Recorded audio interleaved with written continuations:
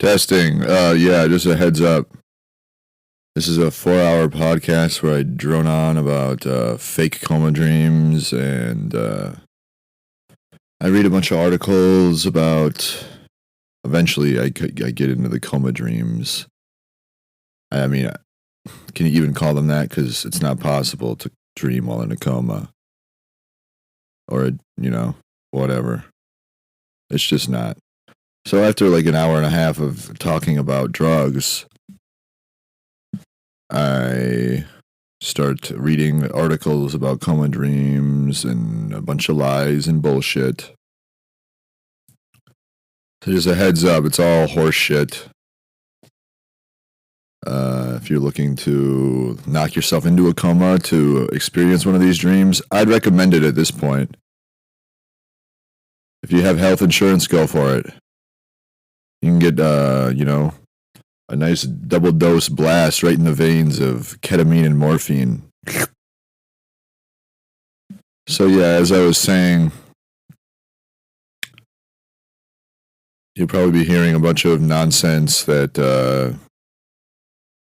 I don't know if it's God. It probably is God. It definitely is God. Turn to God, folks. Because the coma dream ain't it. But I kind of want to be in a coma right now because life ain't doing too hot. I recorded this episode a long time ago, like months ago. Not a super long time ago, but let's look.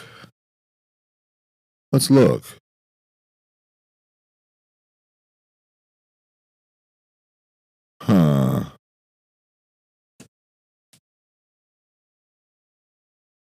Get info.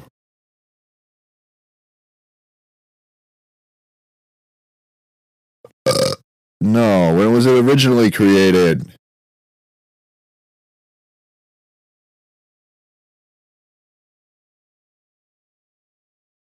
God damn it.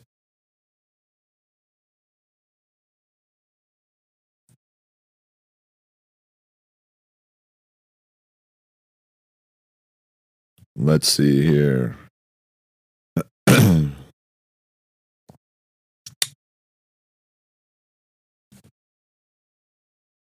Get info. March 5th. I mean, yeah. 5 months ago. Jesus Christ. I was on the verge of suicide then. God damn. Wait till you get to episode 42. Well, if you're listening to this one, it's 43. So it's just I'm just reposting it with better audio. So it's the same episode as episode 2. So if you want to listen to it again for some fucking reason, like if you have severe brain damage or you're the product of like a multi-generational incest rape cult, then go for it. Just know that all the research and articles and everything I read on every episode is probably all bullshit. Because the internet likes to fuck with me. That's what they've been doing for 2.5, almost 3 years. Nonstop, all day, every day. That's why I don't really go on the internet anymore. I'm pretty sure that coma dreams are not even real. I don't even think that they're a real thing that can even be possible. Now that I've proven that it's purgatory and not coma dream, and I've also disproven simulation theory, nobody's really doing that except me. I've disproven heaven and hell, so it's purgatory, folks. Woo, yeah. So, do whatever you want to do with that, Just know it's not a coma dream. You're not going to die if whatever the fuck. I did come up with a way for everybody in this world to survive, even if I did wake up from a coma dream, though, so you're welcome. And, yeah. Have fun listening to me talk about nothing. And it's better audio. It sounds better. That's good, right? It's really good. It's really, really good. My mind's being suppressed right now. You'll learn all about that if you haven't listened to my other episodes. Toodaloo. Oh, yeah. Another heads up, FYI. In case you haven't noticed, if you've listened to some of my episodes more than once, just let me know what psych ward you're at, and I can try to stop by and give you a visit. One of my number one fans, because it's just you and me re-listening to the same episode over and over. So maybe you've noticed that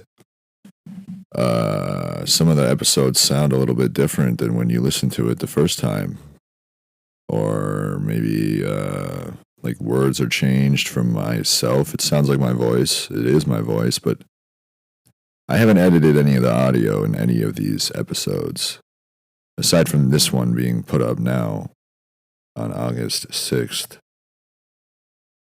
5 months after I recorded the original audio. I've noticed that pussy passive AI Hayden is, even when I record in GarageBand, I'll just go back and play the audio, and my AI, I don't even know if it's AI or what the fuck it is, weird purgatory voodoo shit. But basically, it is, it's probably AI and purgatory witchcraft. But basically, AI me will respond to my thoughts just like the internet does all the time. But it's not even uploaded onto the internet. It's just in GarageBand. This is how insane it's become. And yeah.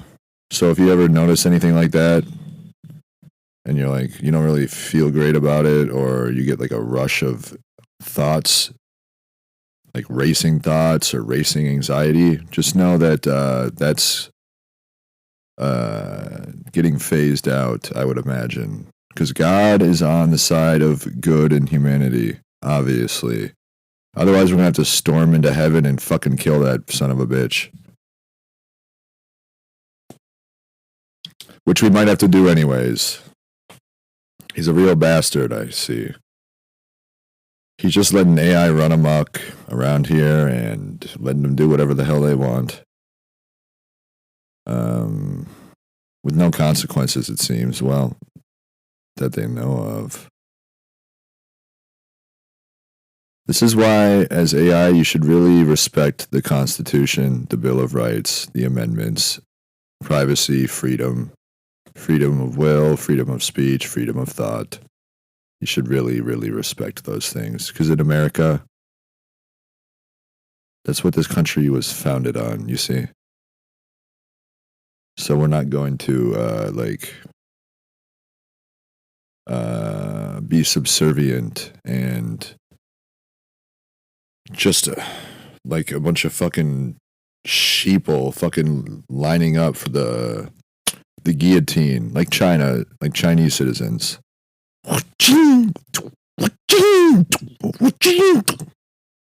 They just fucking got those are the babies. Whenever a family has a second kid in China, they just send them to the guillotine line, where they harvest the organs after the head's chopped off. They drink all the blood for the adrenochrome. They're not going to let it go to waste.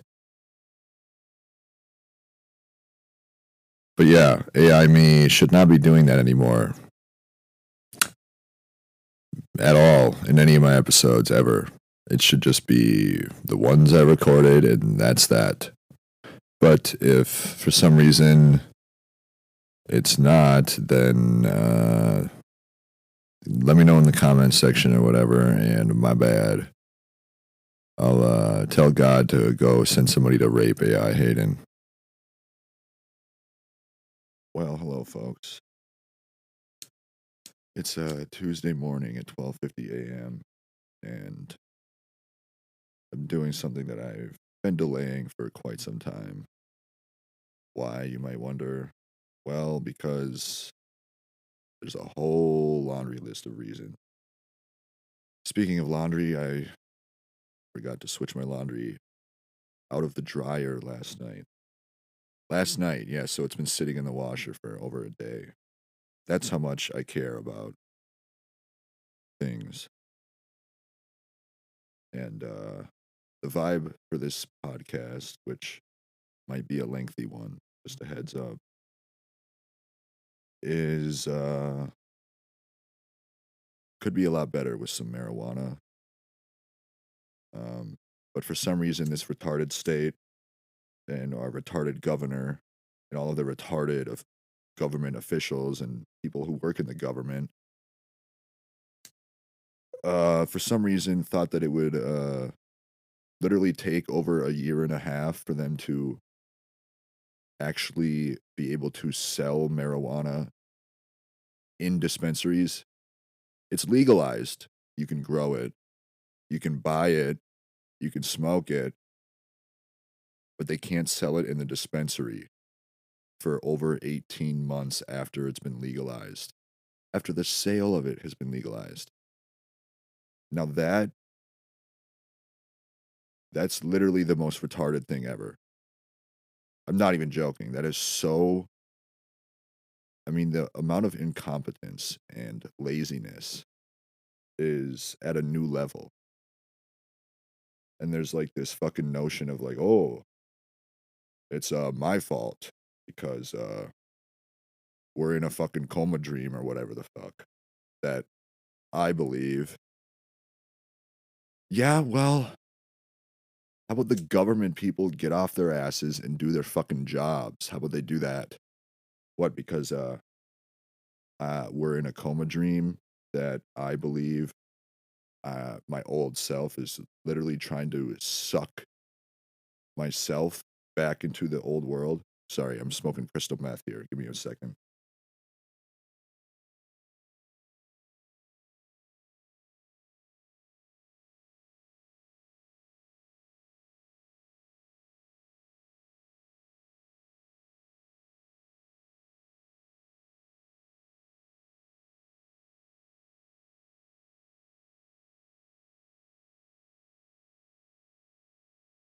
Good stuff. So, anyways, you know, I probably should have done this podcast over a year ago, literally over 12 months ago. But let's see. The reason I put it off in the first place was honestly, I don't even know. Maybe because I didn't want to do it or I didn't know what the fuck to even talk about. Uh, but I put it off for a couple of months. And then after I got into a car accident and I realized, well, I was a little bit sidetracked, actually. Back then, about a year ago, I was a little bit sidetracked because I found out that the podcasts that I was listening to were like literally watching me in private. Like, how do I explain it? Uh, like they would start telling stories about people or friends of theirs about certain things that happened to them. But eventually I started realizing that, holy shit, like that story, that exact story happened to me. Pretty much word for word, except the only difference was the subject, the person who it happened to. I noticed that they would never really, they'd never address me specifically or anybody in my life specifically or directly. Kind of pussy, passive, if you ask me. Except for Theo Vaughn once said my father's name, Eric Meyer. He said it first and last name, I swear to God. It was actually on Matt and Shane's secret podcast. Boom, clip it. It's at the very end of the episode. He says, this guy, Eric Meyer, something. tells a quick story about Eric Meyer. That's my dad's name. Um, and on the Kid Leroy's new album, he says Darla many times in one song, which is my mother's name. I think, God, I think, no, maybe not. Probably not. A couple of times somebody has said my name, Hayden, but that's a really common name. A lot of people have that name. And actually, two chicks at my high school had that name. Not even joke. Two girls. Yeah, two girls. Whatever, you know. So, yeah, so I started noticing that they would tell stories about my childhood. And it became so consistent and repetitive that I couldn't put it off as a coincidence. You know what I mean? Once you hear like story after story after story up to the point where like it's been over 1,000 times, you can't really ignore it. And the other thing is, started realizing that they were talking about things that I was doing real time. Sorry, I'm taking another hit of my bubble.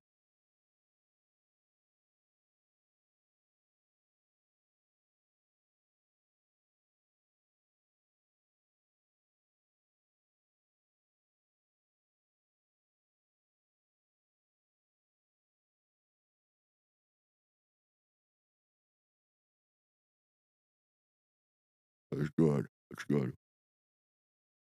They should really. I touched on this in my first podcast episode, which was like 12 minutes long or some retarded shit. Not really a podcast episode at all. And I stand by this statement still. They should legalize crystal meth in the entire world. And they should just, instead of coffee, because coffee is kind of bad for you, like it's not good for your colon, it's not good for your heart, obviously. Can you imagine like the amount of damage all those fucking chemicals are doing to your heart? They should just have at the gas pumps just like a little vending machine slot that like bloop, you just put in your card or your Apple Pay nowadays, and you just say, I want this amount of meth, or if you're done with work, heroin, you know, just to ease into the night, chill out. I mean, if you've ever done Percocet or Vicodin, whatever, it's really not that much different from what I've heard. It's just a lower grade opiate. I wonder what opium is like. Because back in the 70s, back in Nam, literally back during the Vietnam War, that's like, I think over 50% of the soldiers that fought for the U.S. got fucking hooked on opium, which, if you're not familiar, opium is the main ingredient in heroin and the main ingredient, I believe, in pretty much all of the fucking opiates. That's why it's called opium, opiate. But before there was heroin or before there was like oxycodone or oxycontin, it was just opium, like from the fucking plant. So heroin's actually not that bad for you because it's natural. It comes from Mother Earth. It literally comes from the soil in the plant form. So you can't, all you people out there is, pro weed and pro shrooms. Well, you should be pro heroin as well. And actually, cocaine, it comes from a plant as well. The coca leaf. So, you know, don't knock it till you try it. That's my kind of prognosis on the topic.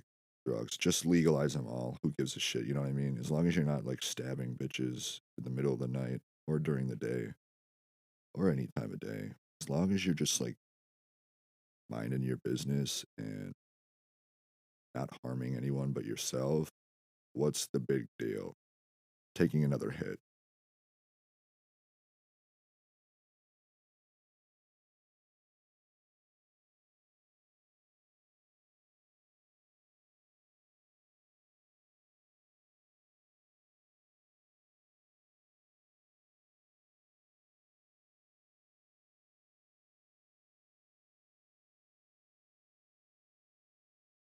So, anyways,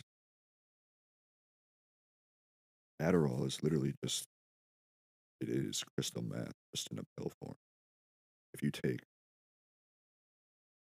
if you take more than the recommended dose, which also people who have ADHD, it actually has a reverse effect. So what I mean by that is, if you don't have ADD or ADHD, it doesn't make you. I mean, if you don't have it, you get like all jittery and like fucking like like if you've ever drinking a bunch of fucking caffeine, essentially, um, you get really energized and I guess focused. Yeah, and I like to say zooted because uh, fun word. But yeah, you literally get to the point. One time I fucking these thing called what are they called? Mio Energy. You know the little Mio things with the little. It's to flavor your water. It's to add a flavoring to your water if you're that big of a fucking pussy and you need like strawberry flavored water. You can't just drink the water. You need to add some fucking like juice to it. It tastes like you know those freezies, but if you didn't freeze them, you put like fucking bee jizz, like bumblebee cum in it. That's what the fucking shit tastes like. I honestly just forgot what I was talking about just now, so that's um Jesus Christ. Yeah, whatever. Bumblebee jizz and thing there. Anyways, I had somewhere I was going with that. I totally spaced it. It kind of happens sometimes. And if that keeps happening, then we're going to have problems. Jesus Christ, Lord. If you keep doing that, it may not even be your fault. It probably is because I've had, I mean, I've really fucked up my head. Let's see here. 2 car crashes that airbags. 1, 2, 3, 4, 5, 6, 7. I've probably had like 10 to 12 pretty traumatic, that's what the term is called, traumatic brain injuries, and not traumatic in any sorts of where I experienced PTSD from it, but where I don't know why it's called that. It's kind of retarded, but whatever. Um, oh, Mio Energy. That's what it is. Yeah, that's what I was talking about. I'll come back to the Jesus Christ. That's fucked up. But one time before the ACTs, because that's what we take now is the ACTs. We don't. Back in my dad was in high school, they would take the SATs. They switched it to the ACT. Why? I don't know why. Who cares? But I was in a halfway house at the time, and I was living in St. Cloud, Minnesota. Yeah, St. Cloud, like the clouds in the sky. Really original. Uh, Me and him, I think I was 18. We were both 18. And this was to, take our first AC test, essentially. Let me just kick back here. Yeah. Actually, this setup is not quite good enough. Um, and before we went into the building to take our ACTs, we each had a container of Mio energy. And if you were to imagine like what a container of Mio energy is and you don't know, it's like probably a shot, like 1.5, maybe 2 fluid ounces. Not very much liquid at all. But inside of one of these things is 1,100 milligrams of caffeine. 1,100 grams. So, and if you want to compare it to like 16-ounce Monster, which I'm actually drinking right now, there's 160 milligrams of caffeine in a Monster. So 160 times 5 would be fucking 64. 640 plus 800, and then another 2 monsters would, yeah. So like 8 monsters, 7 or 8 monsters are inside of that 1 Mio energy caffeine wise. So if you drink 7 monsters, it would be the same as drinking one of those Mio energy fucking containers. 7. We each drank one whole container. I swear to God.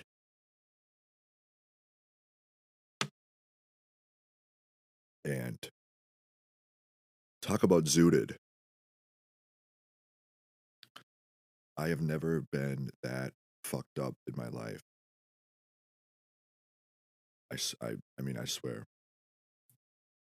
Maybe when I was rolling on a bunch of Molly before, I was on like, I ate like 3 or 4 points Molly. I was fucked, like, rolling. God, Molly's a really good drug too. Because it makes you feel so happy. That's why it's called ecstasy, even though I think it's 75% of Molly is cut with meth or bath salts. Just an FYI. For all you rave goers out there, if you're taking Molly and it looks like a crystal form, it's probably got bath salts or meth in it. It's actually more likely to have meth or bath salts. So most of you have probably done meth. But meth, literally, I've never been as, like, my heart has never been as fucking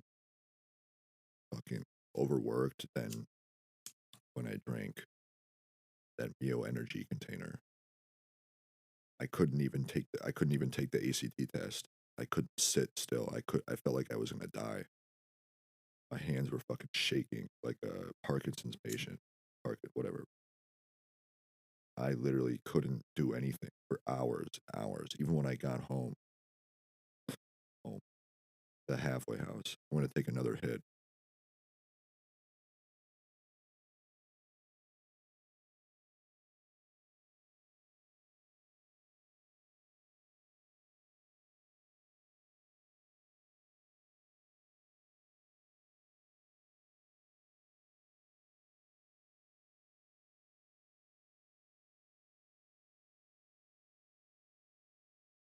That was the most fucked up, maybe from any drug ever. Acid, LSD will get you pretty good too. I took 2 tabs, 2 gel tabs of LSD. First time I ever did it. Gel tabs are much more potent than paper tabs. The measurement for LSD, if you ever are doing LSD, you most people who even sell it don't know. what the fuck the measurement is, but it is UG, which is just micrograms, because that's how potent it is. And I think the average paper tab is about like 75 or 100 micrograms of LSD. But the gel tabs, I think it's 150 to 200 micrograms. I mean, those things are fucking. You only really need about if you really want to trip, I'd say 150. For my experience, 150 micrograms. And honestly, I don't even know how you'd be able to tell how much LSD is in a single tab. Because even if you were to ask your fucking dealer, like, oh, how many micrograms are in each tab, they're not all blotted the same amount. They have a fucking like a e-cig bottle of liquid that is just LSD. The liquid is LSD. My God, I would kill for some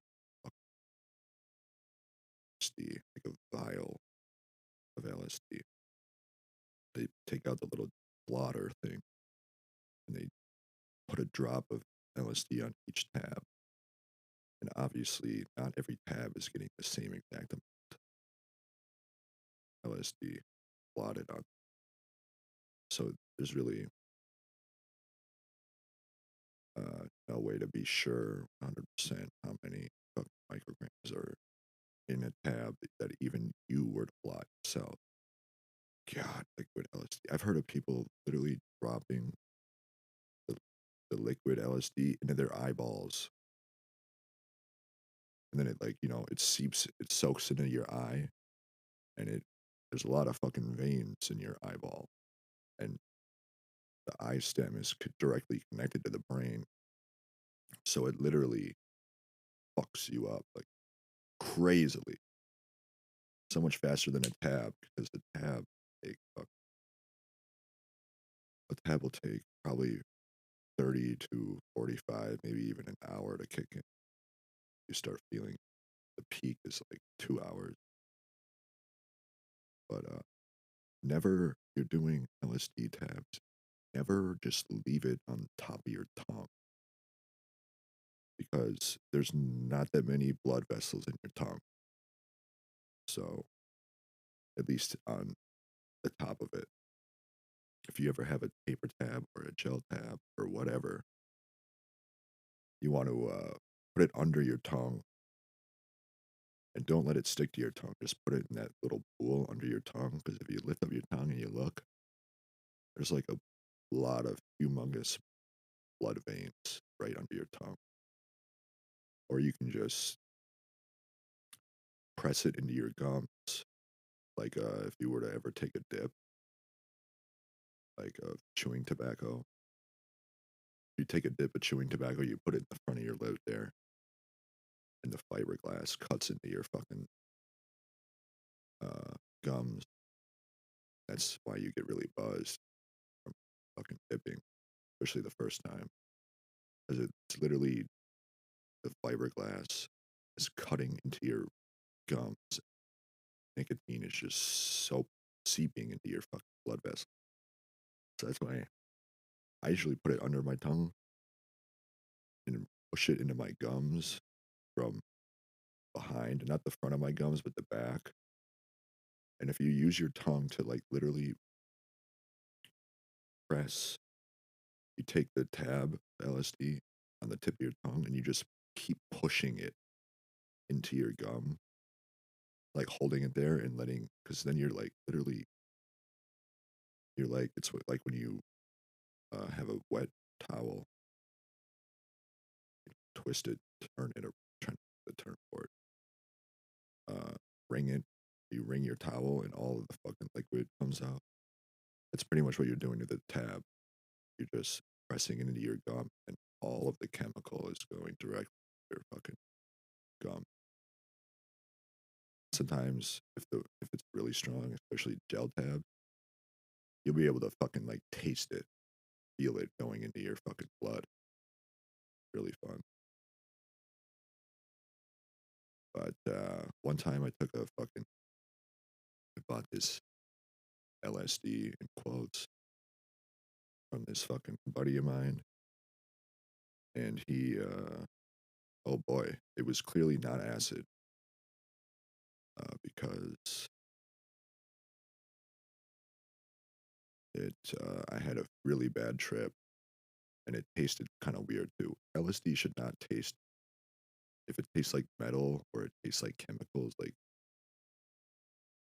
a metallic or copper or anything like that. I mean, unless you want to trip on some fake acid, go for it. But it's not acid if it tastes like, should taste like that. When I say you'll be able to taste it going into your blood, is like, it's like, I don't even know how to explain it. It just feels like, you'll know it when you feel it. You know what I mean? It doesn't have a taste to it, but you can literally like feel the LSD being absorbed into your bloodstream. And that's more so with gel tabs though, because gel tabs, they're not like paper. They look shiny. They look like what's that substance called? Like if you have a mouse pad like that, like the opposite side of your mouse pad. It's supposed to kind of be sticky to make it so it doesn't slip when you're using it. It kind of looks like that, and should have a right in the center of the tab. It should look like the four sides of each tab are all meeting in the center, creating a point. That's why they call it needle point LSD. Ugh. But I took some fake acid once, and man, was it was not that fun. It was not very much fun. I don't remember, everything about it, but eventually during the night, because I would just sit there by myself sometimes, just trip out, listen to Pink Floyd, Dark Side of the any kind of psychedelic rock, or Flatbush Zombies are pretty good to listen to too. Um, but eventually, once I was like peaking, I felt like I was not in control of my body. I kept like looking over my shoulder because it felt like there was somebody behind me, like fucking with me. But I was sitting on my bed and I had my back to the wall, so it would be impossible for somebody to be behind. Then I felt like this fucking weird, like a spiritual, like ghost almost presence on the back of my neck, because I felt like somebody had their hand on the back of my neck. It was kind of like controlling what I was doing, forcing me to think things and do things. But it was like a dark presence, like the fucking devil had his hand on my neck. Just like, this is what, it was really fucking weird. Anyways, this entire podcast episode was gonna be me just reading off my journals from the past 5, 6, 7 months.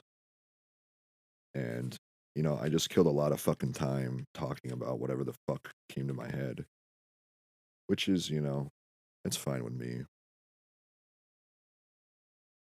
Yeah, but just a heads up, this is, everything in my journals is pretty fucking insane. And, you probably won't believe it if you're listening to this episode. I doubt anybody is going to listen. I probably wouldn't. It's like going to be over 3 hours long. But, some of this shit that I wrote down, The first journal entry is August 7th, 2023, which is like 7 months ago.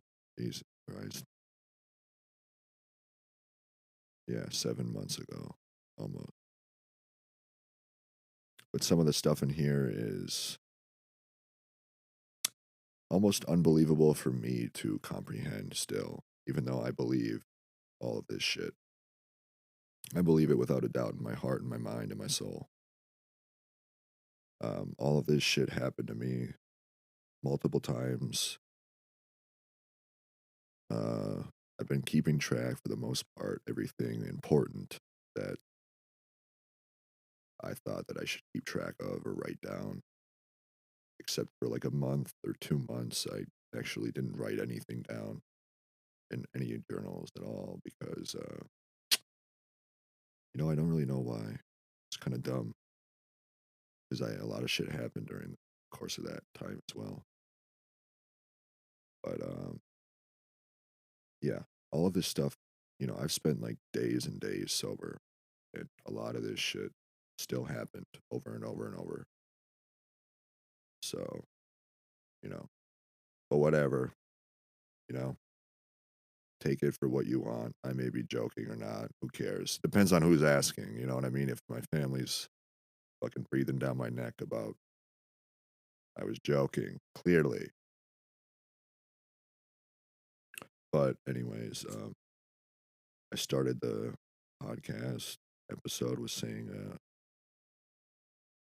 like before I even started keeping track of all of this shit, I noticed that they were, podcasters that I was listening to were literally like telling stories about my childhood, things that I haven't told anybody ever, things that nobody in my life knows about except for me. And I thought, oh, like, wow, man. At first I thought it was just a coincidence, like, oh, no big deal. Like, they're talking about somebody else. Clearly, they're not talking about me because how and why, what would even be the reason? I don't know. But after it happens so many times, it's you can't even put it off as a coincidence at that point.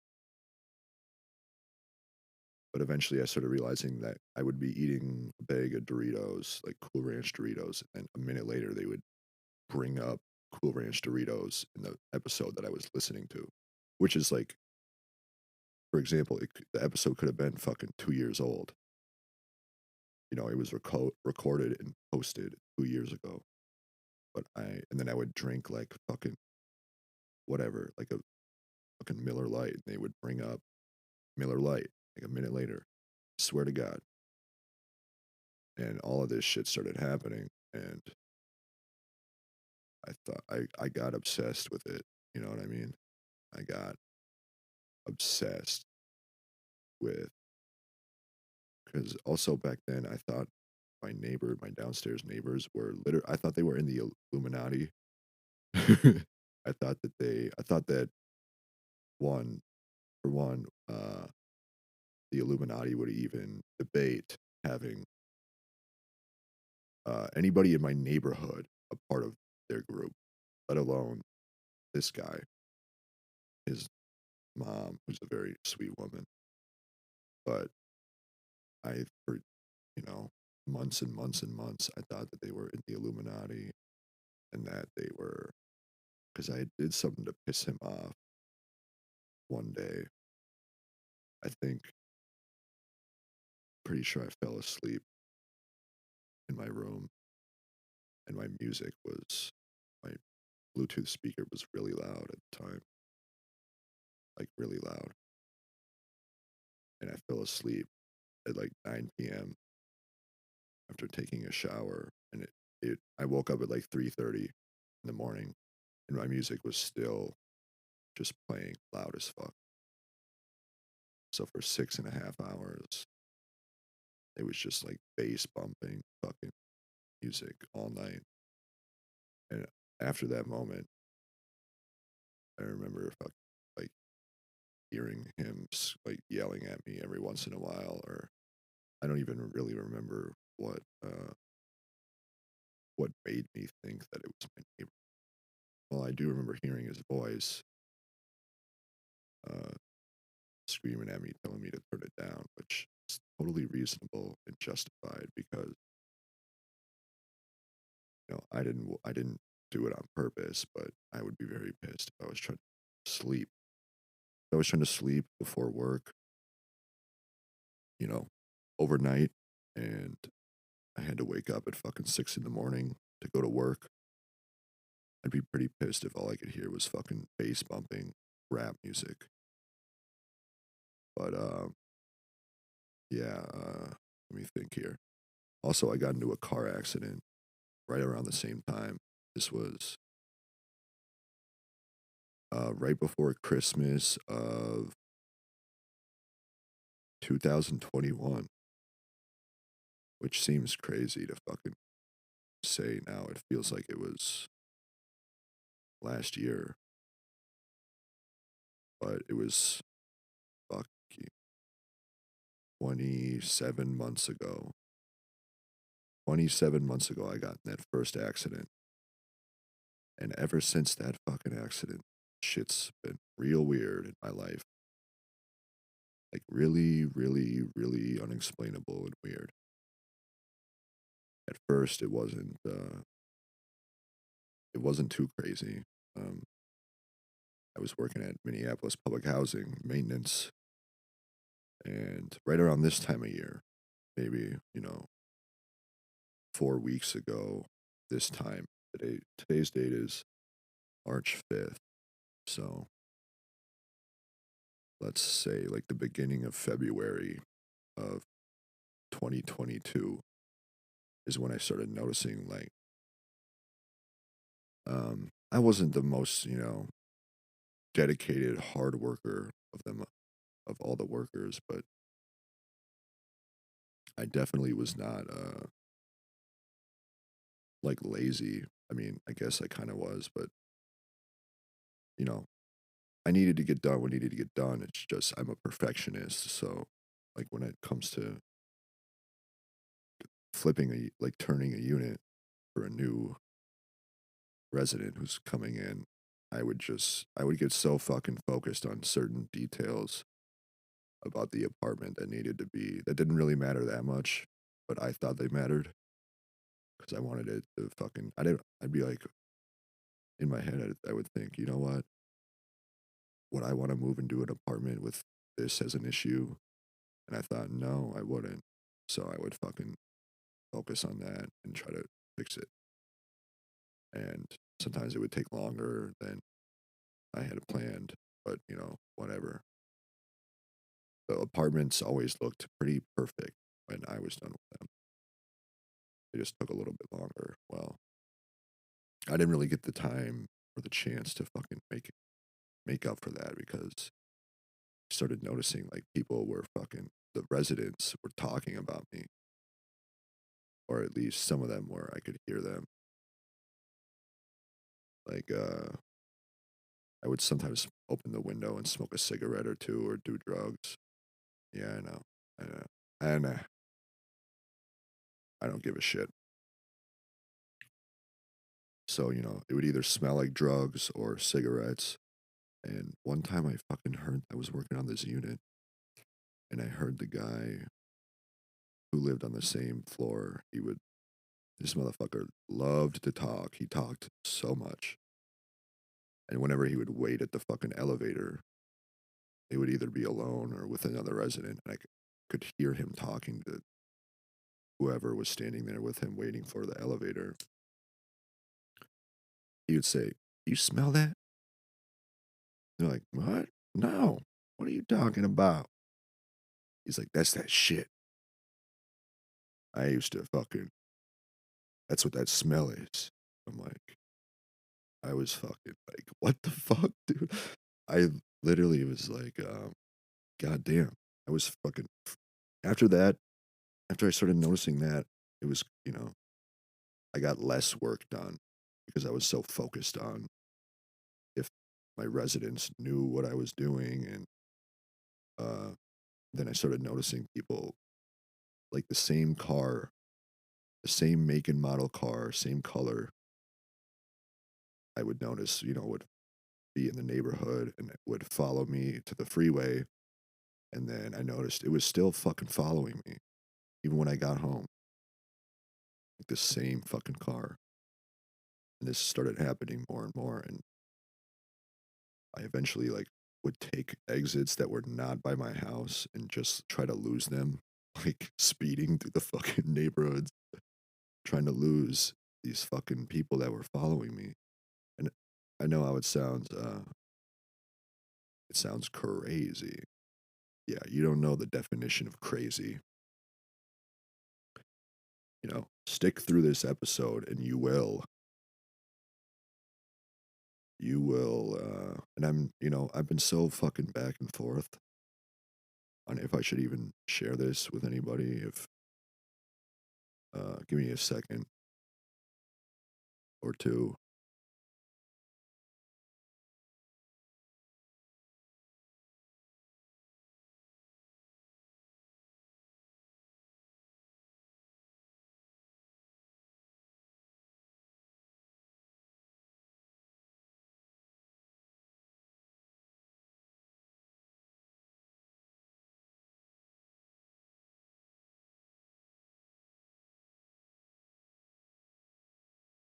So, so, anyways, this is the way it's going to go. But yeah, I've been hesitant is a good word to share this with anybody. Everything that I'm about to share, pretty much, because one, it makes me sound fucking insane, and nobody will probably take me seriously again, even though it's all true for the most part. I tell a few jokes here and there in my journal, but it's all truth. It's all real experiences that actually happened to me. And God, I got a little tickle in my throat. Um, that's just where it started, all this madness with noticing people following me home. And God, my voice sounds like shit. It sounds really fucking rumbly.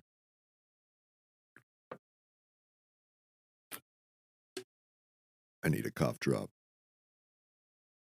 Does this sound like a child to you? Yeah.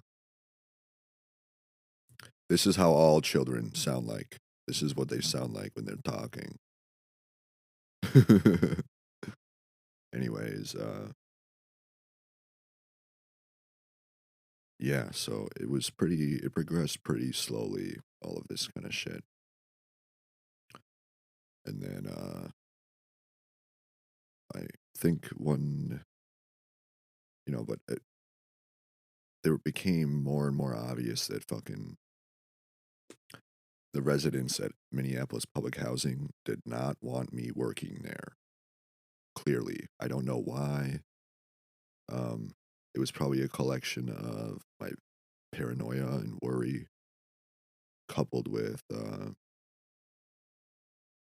like every time I would walk into the lobby area, they would be fucking talking about whoever, and it sounded like they were fucking talking about me, you know? Like I can't even bring up a specific example exactly, but right, they would see me walking in the fucking lobby and they'd be like, "Yeah, that motherfucker's gonna fuck him.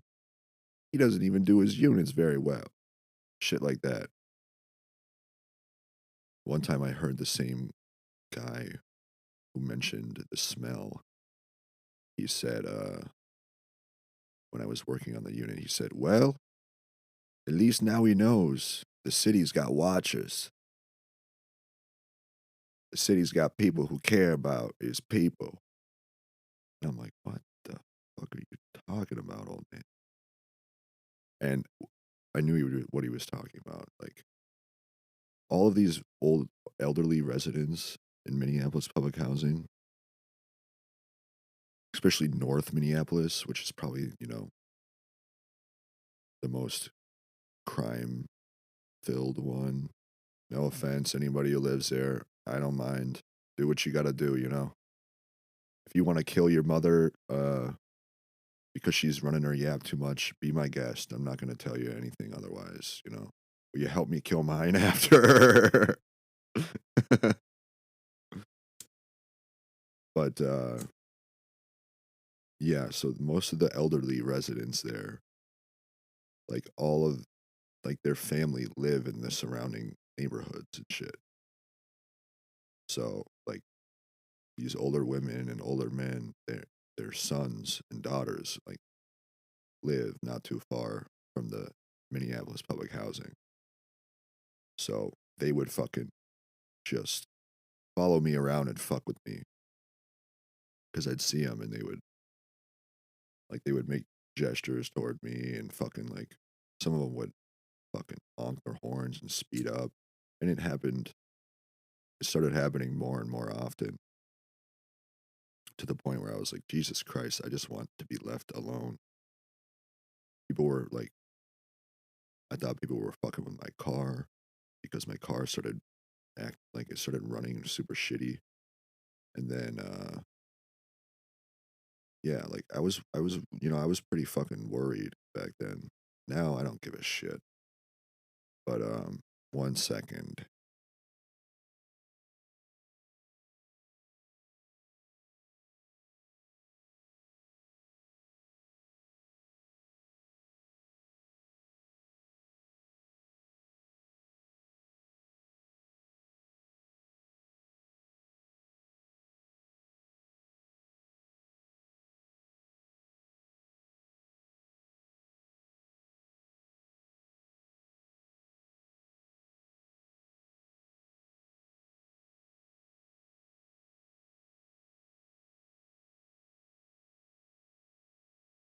So yeah, I was pretty worried that I literally thought that when I got home that people were gonna fucking jump me and kill me on my way inside my apartment, which is insane now that I think back on it because whenever I fucking worry about something like that, or even, I mean, to go far as to say fear, which I don't really fear very much anymore at all. I don't fear dying, but I'd rather not die. But, you know, I've heard a couple times the past year that living is dying. So, and you'll understand what that means here shortly. But anytime I would worry or fear or get anxious about shit like that, it just made it worse. It's like this universe and this world was like noticing my fear and my worry and just intensifying the things that made me fearful and worrying, like worrisome. And I know why that is now, because we're in a coma dream. But I know it sounds impossible, like just the concept itself. The entire planet and universe is inside of somebody's head. You know, I mean, I'm very like logical and like problem solving in my own head about shit like this. Like I love figuring out why or how and coming up with theories and shit like that. It's just something I like to do. I don't know why. I think I've always thought I would be a good homicide detective because I'm also very, very hyper aware of my surroundings and the way people act, the way they speak, their eye movement, their body language, all that kind of shit. So like I've always fucking been like that. There's really nothing to make me stop being like that, especially now. It's just who I am. But anyways, I got to the point in my head where I thought that I thought that my neighbors were in the Illuminati, which is just if you saw this guy, you'd be like, holy fuck. Maybe you are retarded, Hayden, because I don't think that the Illuminati would ever even entertain having them or me in their fucking little fake baby blood drinking cult. But I could be wrong. I've proven myself pretty capable of weird things and cool ideas. But I thought that I thought the entire fucking city was out to get me because the city has watchers, you know. So I thought that for some reason my neighbors were the reason why the people at my work were doing this and following me and fucking with me. And it was probably honestly true at the time because, like I said, my fear and my worry just makes that fear and worry intensified. So it honestly probably was true. The fact that all that was happening and my neighbors probably weren't. Back, because my mind made it happen. It's a pretty common fucking uh, thing in my life where my worry and my fear, which are two different things. Let me point that out right now. Fear is like being genuinely afraid and fearful that uh, your life is at risk. But worry, as long as you're not worrying too much, worry is actually good, you know, especially as a human being or any animal for that matter, any animal that could be, say you're a deer and you're out in the wilderness and you're not worried about a fucking pack of wolves running up on you and eating you alive. Well, then you might get a pack of wolves running up on you, uh, unaware of your surroundings at all and completely oblivious to the fact that you could be eaten alive at any second. And then you're eaten alive because you're a dumb deer whose parents died from a pack of wolves and you don't remember your parents dying by being eaten alive from a pack of wolves, that you don't really have that worry instilled in your brain. But for a human, it's like worry is fucking good unless you're worrying, having panic attacks all the time. But sometimes you got to expose yourself to fucking uncomfortable shit to move past that. Um, and worry, it like it strikes an emotional response in humans that makes you want to, for the most of the time, it makes you want to get rid of that worry or, find a solution for whatever is causing the worry and make it so you're not worried about that in the future. It usually strikes and invokes like a positive fucking reaction. It should, because nobody likes to fucking worry all the time about shit.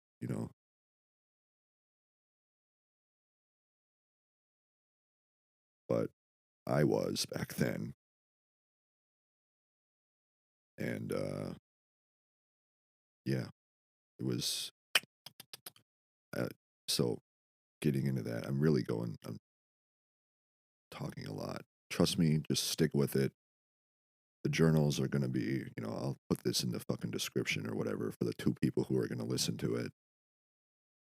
Sticking through this, you can skip ahead to, I don't even know what timestamp I'm at because this fucking garage band is kind of, it doesn't really make sense. It says bar 1662, which is, um, I don't know. We've probably done over an hour at this point. Around there, maybe less. I don't even know. Time is weird lately. But just bear with me. This is all leading to something that will change your life forever. But I thought my neighbors were behind or the reason why all of this was happening to me at the time. And this is like, Minneapolis public housing is a government job. You know, our fucking salaries are paid by tax-paying dollars. So I could see if you were a resident of one of the buildings why you would, be kind of upset if somebody wasn't doing the work that they thought, but that they thought could be done. But man, I'm gonna be honest, some of these residents just love to fucking complain about the stupidest shit ever. I I, I mean, a lot of them do because they're old and they can't fucking go anywhere. They're just stuck in their shitty apartment where like some of them would have like their own shit on the walls and like cockroaches everywhere. It's kind of disgusting. Some of these apartments. So I could see why I would be bitching about fucking whatever I could bitch about. Literally, like some of them just love to complain or gossip about shit that had nothing to do with them because they got nothing better to do, you know.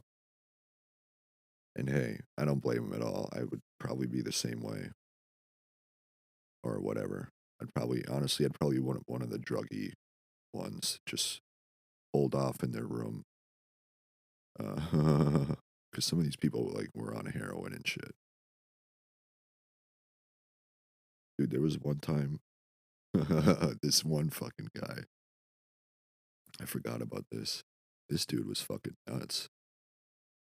Every time I would, I'd usually had like headphones in, or at least one of my headphones in, walk in the hallways, and I'd seen this guy probably 4 or 5 times at this point.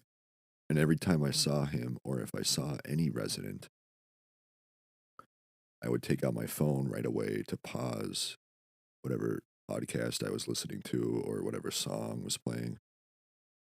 And so I could hear them if they said anything to me. Every single time I saw a resident, I would just take out my phone and press pause to pause whatever I was listening to and be able to hear what the fuck they were saying if they said anything. And like the fourth or fifth time I saw him, he was like, "Man, what are you doing? What are you doing?" I'm like, sorry, sir, what do you mean?" He's like, "Man, every time I see you, every time you pull out your phone, what are you doing? Who are you?" And this is when I was still a temp there, like, 'cause I didn't have a regular uniform. I just had like a fucking blue T-shirt that said Job Pro on it. So he didn't know exactly what the fuck I was doing there, because I was just a temporary employee. And he was like, "Man, every time I see you in the hallway here, you pull out your phone. Are you recording me?" And I'm like, "No, no, no, sir. Like, I have headphones in, so, whenever I see somebody in the hallway, not just you, any resident, I press pause on whatever I'm listening to so I can hear if you say anything to me. Because I think that's, whatever. I just want to hear what they say because my hearing's kind of shit too.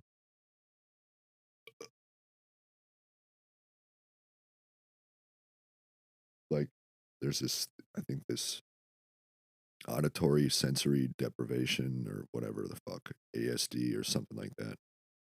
You can look it up. It's a pretty common actually, like hearing disorder.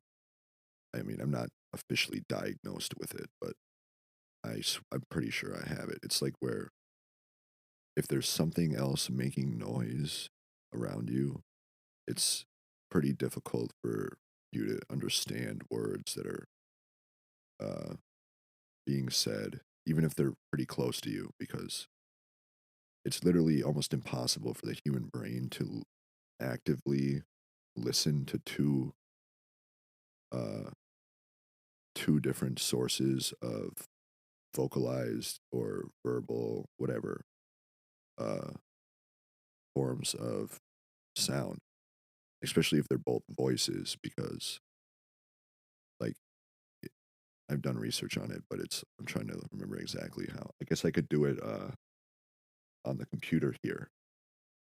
Jesus Christ. Anyways, I get really sidetracked when I talk about this shit. So if you don't want to fucking listen, skip ahead to the part where I start talking about how this is all a fucking dream.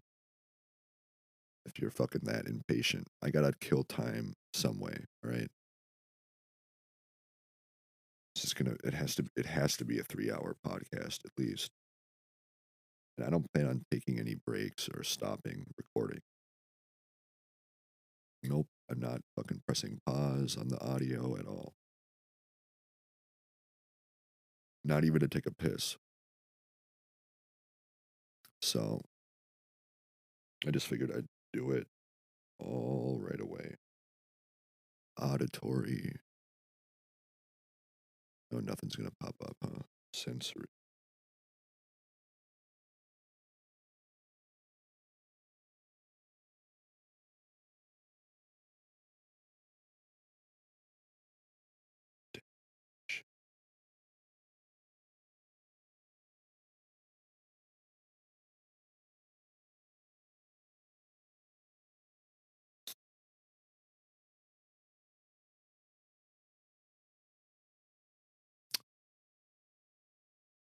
You shitting me, bro?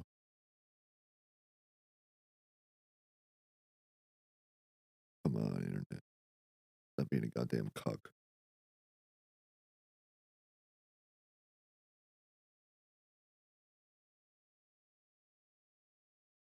Come on, baby.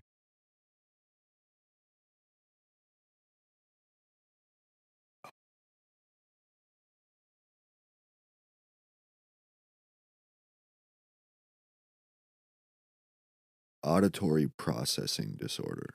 Okay. Which I don't think it was called that before, but it's a common theme in my life. Like I said, I should have done this podcast over a year ago. So me doing it now is not for any other reason than literally like if somebody like loses, this is all because I lost. I got last place in a fantasy football league, and this is the punishment. Well, I'm a firm believer that if you lose in a competition or something like that, you just gotta fucking deal with the. Not if you break the law, because that's bullshit. Law is kind of retarded sometimes. But when it comes to like fantasy, something important like fantasy football, and you're last place out of 12 teams, yeah, you got to do the punishment. So I should have done this fucking over a year ago, which is on me. There's multiple reasons why I haven't. They're not excuses. They're reasons, but they may not be valid reasons to other people, but they are to me. Auditory processing disorder is a condition where APD, which is yeah, that's a law enforcement term, so that's why I don't believe that it is it was always called that. I'm gonna search it here. Auditory, because it used to be called auditory sensory deprivation. I remember that.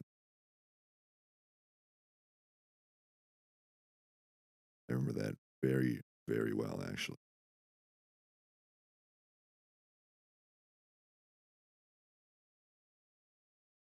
Deprivation.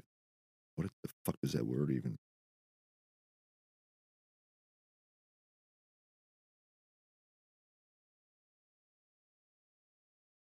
Because it's saying auditory sensory disorder.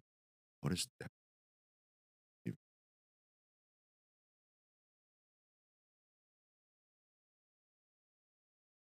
Deprivation definition? The act or an instance of depriving slash loss. A removal of rank or office. Yeah, some of these, even these, like, man, I just really want, like, to do normal research, like a normal human being, where uh, the article or the video or whatever isn't actively responding to my thoughts.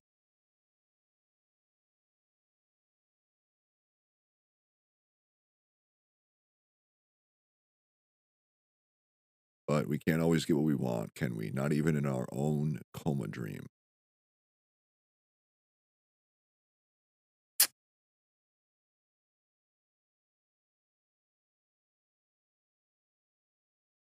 Huh. Yeah, it used to be called auditory sensory disorder. But I'm pretty sure it used to be auditory sensory deprivation. 'Cause I remember that word very specifically, deprivation. Now I can't find any article, even when I search auditory sensory, it says auditory processing, which it was not called that when I first looked it up, like years ago. I remember that very specifically. Oh, now here's an article. What is auditory, in parentheses, sensory processing disorder? Right after I say that. Ain't that funny? This one's about children. Yeah, the internet loves to do that to me too. Like bring up just articles about children and it being a problem with children, even though it's a problem with many adults, actually. I remember that as well, doing research years ago on this. I think over 10% of humans have an issue with this. Because if you are like me and you've literally, like, for years and years, every day been listening to music at very high volumes, it literally, like, ruptures your eardrums and kind of actually ruins your hearing slowly over time. Um, the point where you can't really understand certain words when there's other sounds going on because it's the sounds get like fucking jumbled and uh like fucking it just sounds like especially if you're actively listening to the other thing and not the words that are being spoken because uh the brain, oh, it's almost impossible for the brain to listen to two different things at once. You can. I've actually worked on it. It's kind of really interesting. For a while there, I was literally like, I'm not even joking. I would literally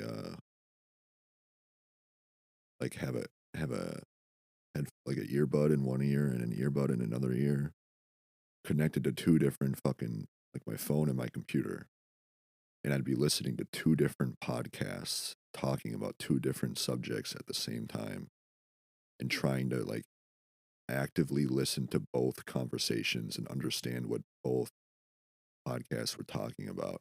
It's really, really difficult, like extremely challenging. But it's kind of fun actually. Because it me and my neighbor, the one who I thought was in the Illuminati, we would talk to our other buddy all the time when we were drunk, shit. And me and him would literally be talking about two completely different things at the exact same time. And our one buddy would just have to like sit there and stare at us and try to understand what both of us were talking about at the same time to the point where he couldn't even handle it. And I don't even think we did it on purpose. It was just, I mean, eventually we did, but it was just something that happened. And it happened so many times where, like, if you do that, it's like literally like splitting your brain because, like, your brain is trying to listen to two different things, it feels like. But, anyways, I'm just trying to find one more article that says sensory instead of processing, and I really can't. Oh, here's one of auditory sensory gating in patients with bipolar disorders. Yeah, of course. Of course. Help kids with auditory. How about just regular adult? Where's all the articles that I read before? They all disappeared. Shocker. Just like the valuation of Pokemon cards, since I invested in Pokemon cards very recently, is now, I mean, there. If a Pokemon card, for example, was worth $5 2 months ago, it's now worth $1 all around, all over the board. Right after I bought like 1,000 of them. Shocker, huh? It's a common theme in my life. I just need to grow up and pull myself up by my bootstraps and get to work. Yeah, I agree. But what about when literally the entire universe is making that like seriously challenging and almost impossible for you to do? Like it's where to the point where the valuation of Pokemon cards in the entire world is cut to fucking 1/5 of what they were worth before.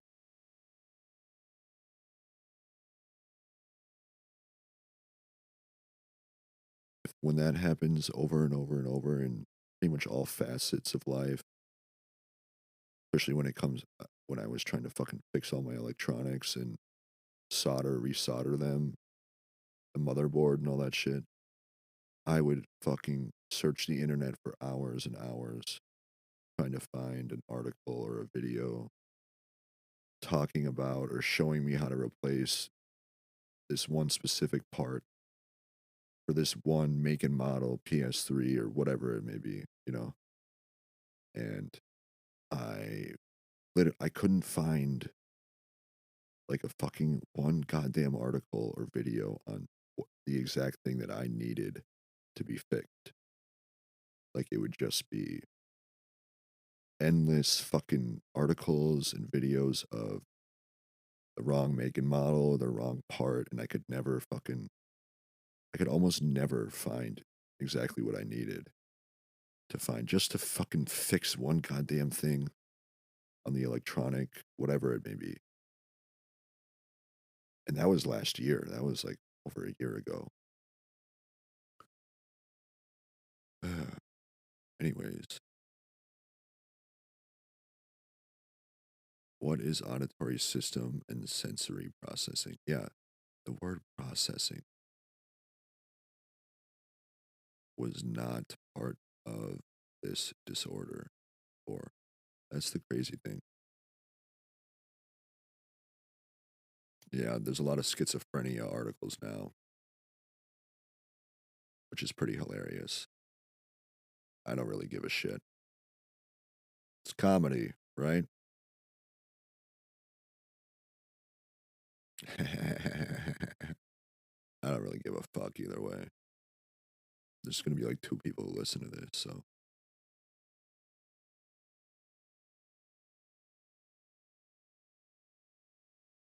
wow, this is the yeah. I was gonna pause it and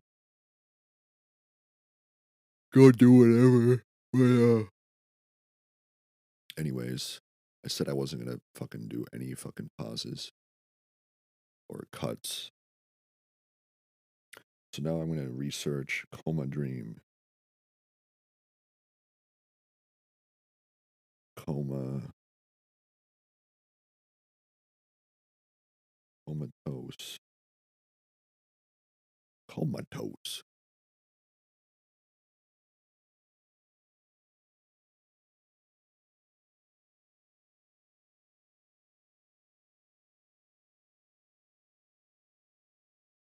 Coma Dreams. Now we're getting into the juicy stuff.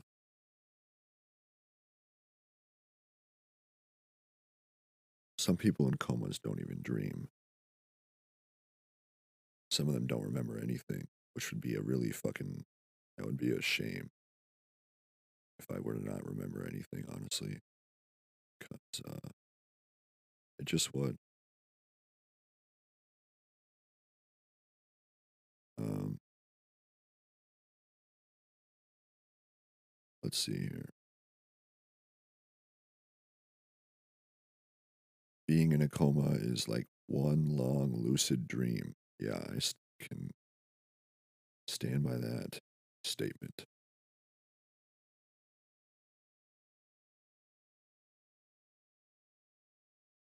All right, get on with the fucking article.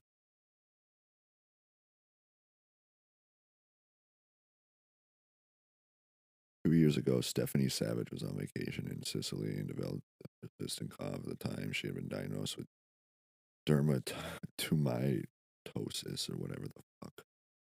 Some rare disease nobody gives a shit about. But the drug she had been prescribed to treat the dermatomytosis had also suppressed her immune system, and she became infected with Legionnaire's disease, a severe form of pneumonia. When she returned from vacation, Savage suffered from sepsis, multiple strokes, and eventually fell into a coma that would last 6 weeks. During her coma, she says she experienced a series of dreams that partly mirrored reality, partly involved made up scenarios, and were partly controlled by her own mind, which is why I bring up all these things that I think about, because that's literally kind of what happens in my world, except it's never really how I intend uh, either my thoughts or like reality to be. You'll know what I mean by that if you have the fucking nuts to stick around for this podcast. Now, 2 years later, Savage is still still undergoing physical therapy, and she shows no signs of cognitive impairment.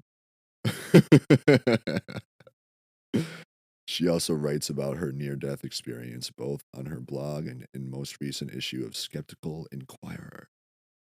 Savage's observations offer a fascinating view of both consciousness and near-death experiences, so I got in touch with her to learn more about what happened to her.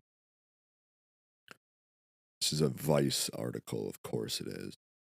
Your coma lasted for 6 weeks. What do you remember from that time? My first memory came from my MRI. It entered as a disembodied voice, which I recognized because I had an MRI in the past. It said, "Hold your breath, exhale." I recognized that voice. It was very distinctive. It was very distinctive. I wondered if it was some sort of serial killer because it sounded like something out of a movie. I don't remember the exact words, just the voice. Later, I heard another disembodied male voice. I wondered if he put some sort of chip in my brain so I could hear it. I didn't understand what was going on. Eventually, the voice morphed into my new boyfriend. He was telling me his plans for where we would go for vacation. He mentioned a possible Alaska cruise. Hey, I've been to Alaska. It's my favorite place on earth.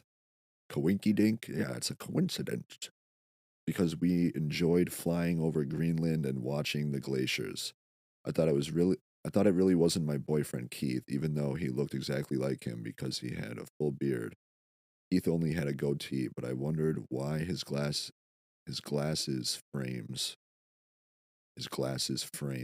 yeah, whatever. That's for this lady's clearly lost her rocker. Had the same repair as Keith's. I thought that was strange because, of course, it was Keith. It was It was a sort of dream logic. How was coma dreaming different from regular dreaming? Asks Vice. And this lady, this dumb broad, says, I experienced lucid dreams. My dream reality meant that suddenly I'm commenting and editing my lucid dream like a writer. At one point, it's reality, and I'm editing and changing it because it's a dream, and then it's back to my dream reality. What? Whatever. What I discovered in my research is the REM intrusion theory. Oh, I'm going to have to Google that one. It's a theory I've not heard of. We'll just save that for later. REM intrusion therapy. Or theory, Jesus Christ.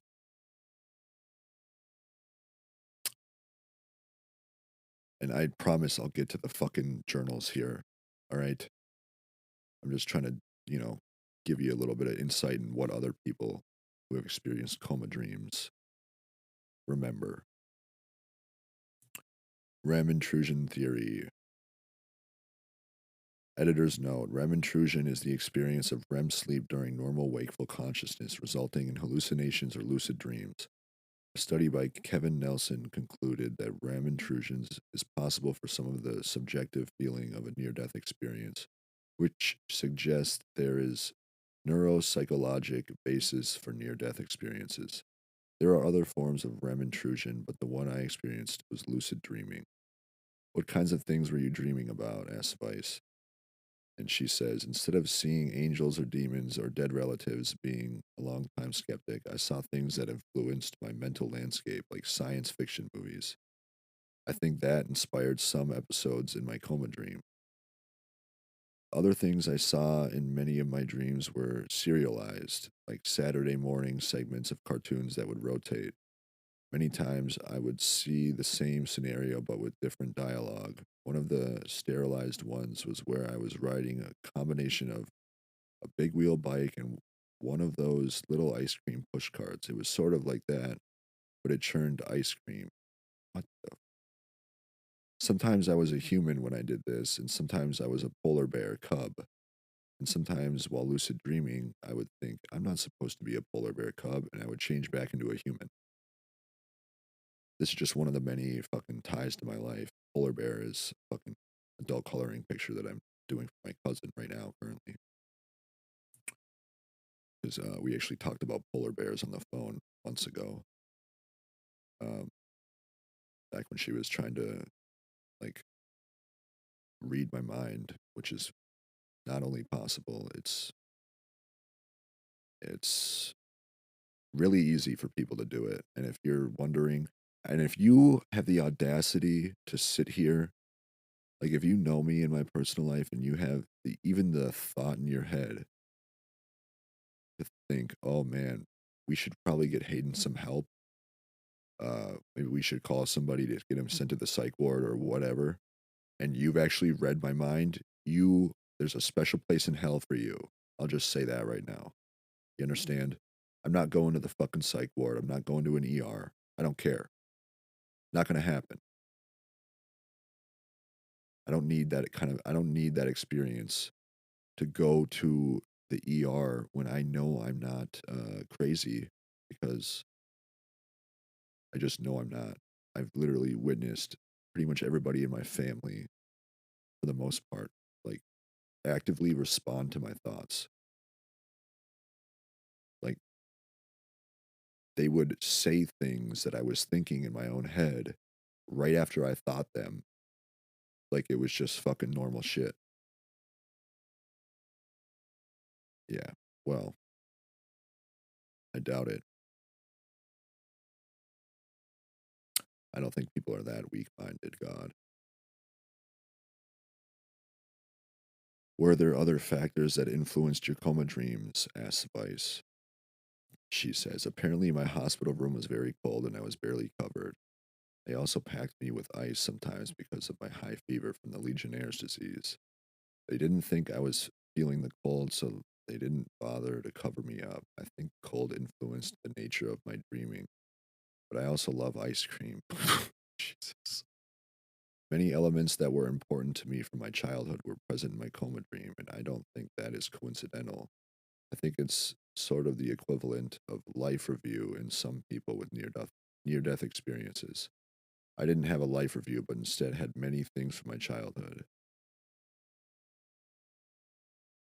Did you experience the same types of post death situations people talk about? Asked Vice, and she says, hearing voices of doctors and loved ones are, I think, what many people might perceive as angelic voices because my brain automatically interprets things as natural phenomena. I didn't see angels. I was raised an agnostic. Hey, yo!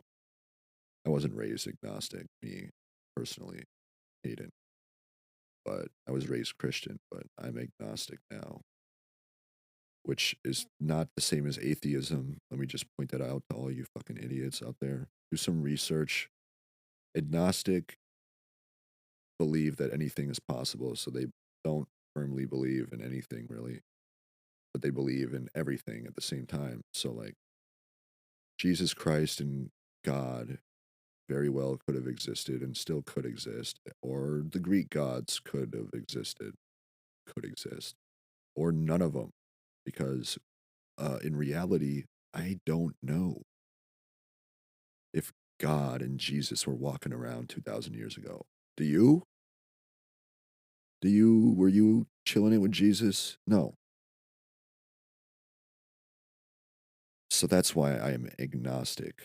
Atheism is believing without a doubt in your mind that there is no God ever. Like, there's no possible way there could be a God. It's a big difference, obviously. I mean, uh, I guess that's the whole point of faith or whatever. Believing or whatever the fuck. I need my cigarette. I guess that's the whole point of faith, and humans kind of need faith. Otherwise, it would be like fucking goddamn shit show outside. It'd probably be like the apocalypse if nobody had any faith, a higher power.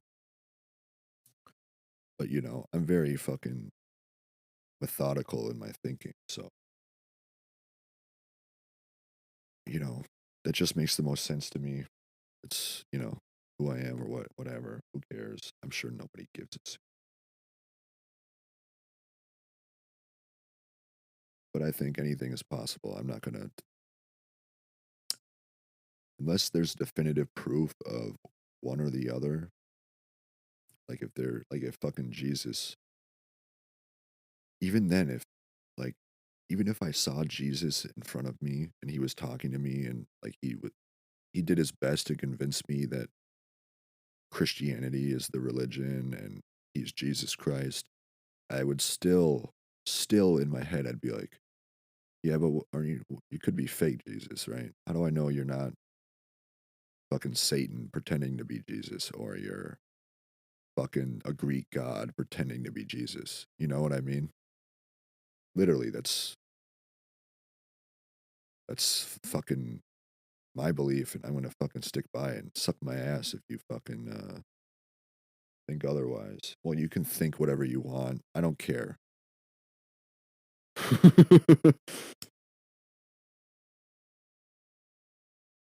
That's just who I am, baby. And I love myself, so.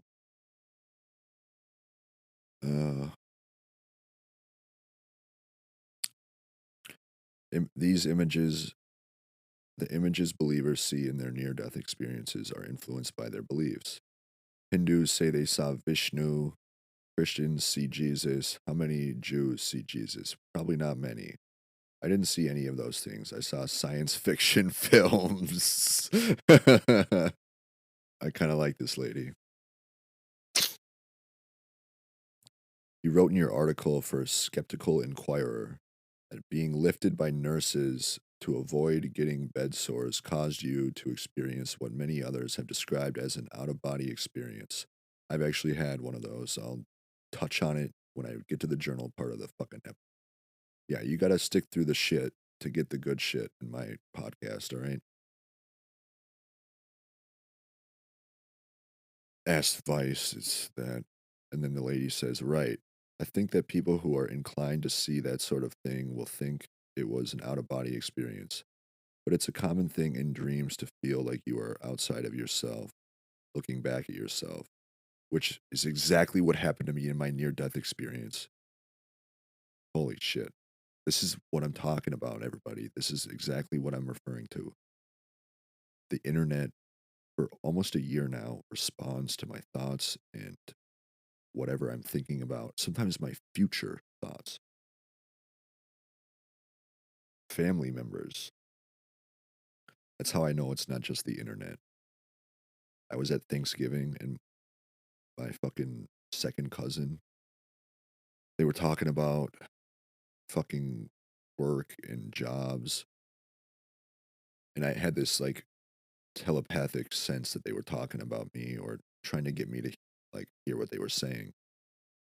Cause he was like, yeah, you just gotta really know what you want to do for a career and just do it. Stop making up excuses and you just get to work. It's not that hard. And then I thought in my own head, I'm like, yeah, you know what's really crazy, Matthew? Uh, Here's the thing. I know that all of you could see into my future and read my mind like you're doing right now. And, I've been trying for months and months and months to win the lottery because of that. Because I literally know that everybody and everything can see into my future. So why would I not try to win the lottery? It seems like the most logical and simple way to make a bunch of money and not have to really bust my ass for fucking minimum wage or whatever fucking wage. I'm like, yeah, it sounds pretty crazy how my mom would fucking just not want to do that with me, right? It sounds pretty I can't remember exactly the wordage I use, but like yeah, it sounds pretty crazy, right? Like I would just do it with my son. And I'm not even joking, 5 seconds later he said, "Yeah, that does sound crazy. That is pretty crazy." Like right after I thought it in my own head. Swear to God.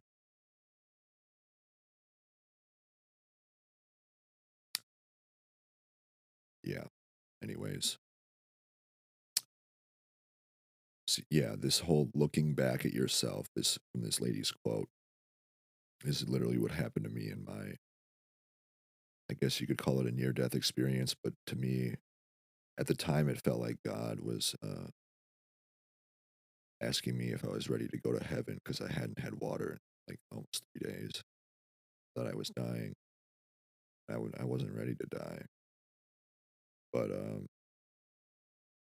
now after having a few more experiences, somewhat similar to that, and while I was hydrated, it definitely was my fucking my other version of myself from a different world trying to pull me out of this dream.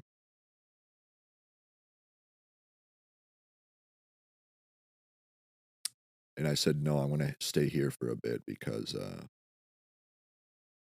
nobody can see into my future in that world. I think I can win the lottery here. So that was right after my entire life flashed before my eyes and like every single memory that I'd ever had in a split second like that. So that's just a little taste of what journals touch on. No, no, no, no, no. But it's a common thing in dreams to feel like you are outside of yourself, looking back at yourself. I've actually read this article and I don't remember her saying that. So that's another reason why I bring this up. That's what it felt like. Jesus Christ, this mouse is retarded. That's what it felt like. I didn't feel like an out of. It didn't feel like an out of body experience.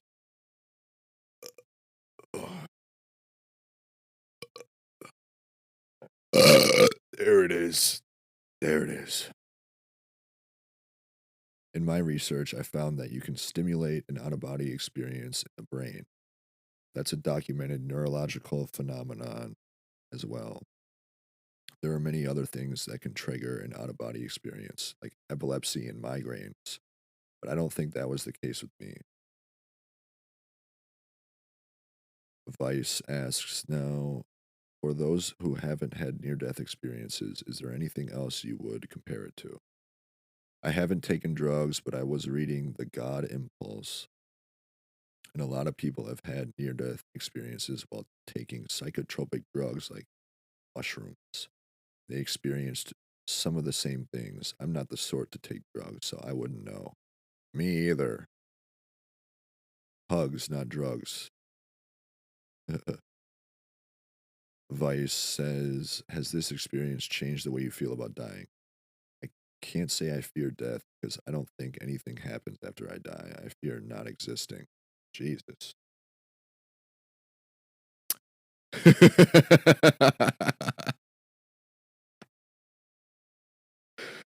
uh, that's another callback to something in my life, too. I'm sure these are all coincidences, you know?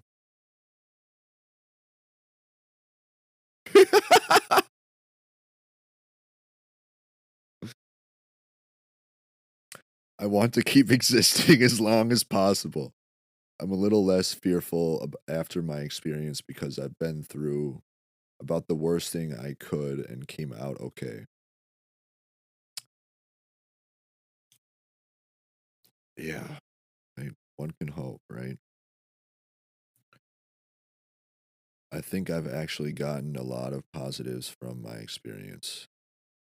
It was the proverbial wake up call. I realized that I was living my life as though I believed there was life after death, even though I don't. I was too often distracted by things that are fun but not important. I was behaving like people who think they get another life when they die. I was believing this is my only life, but I wasn't behaving like it. Uh, yeah, I can relate almost exactly to that.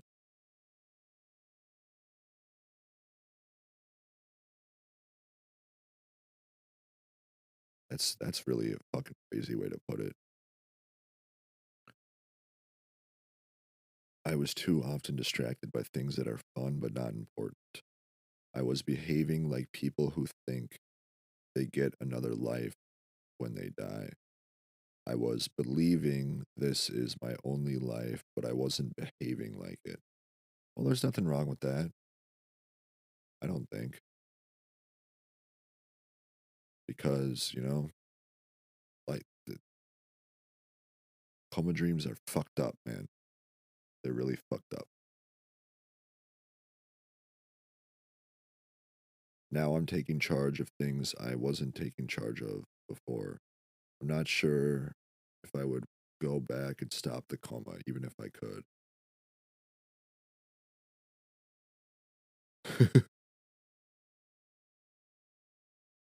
All right, let's try to find. I'm going to find one more article just to get you in the zone for what I got.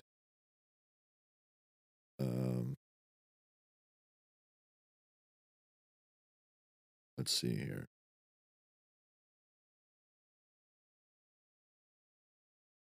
Yeah, this is a good one. Just to kind of show you, I don't know, get you in the mood. Can you dream in a coma? Unveiling the reality of coma dreams.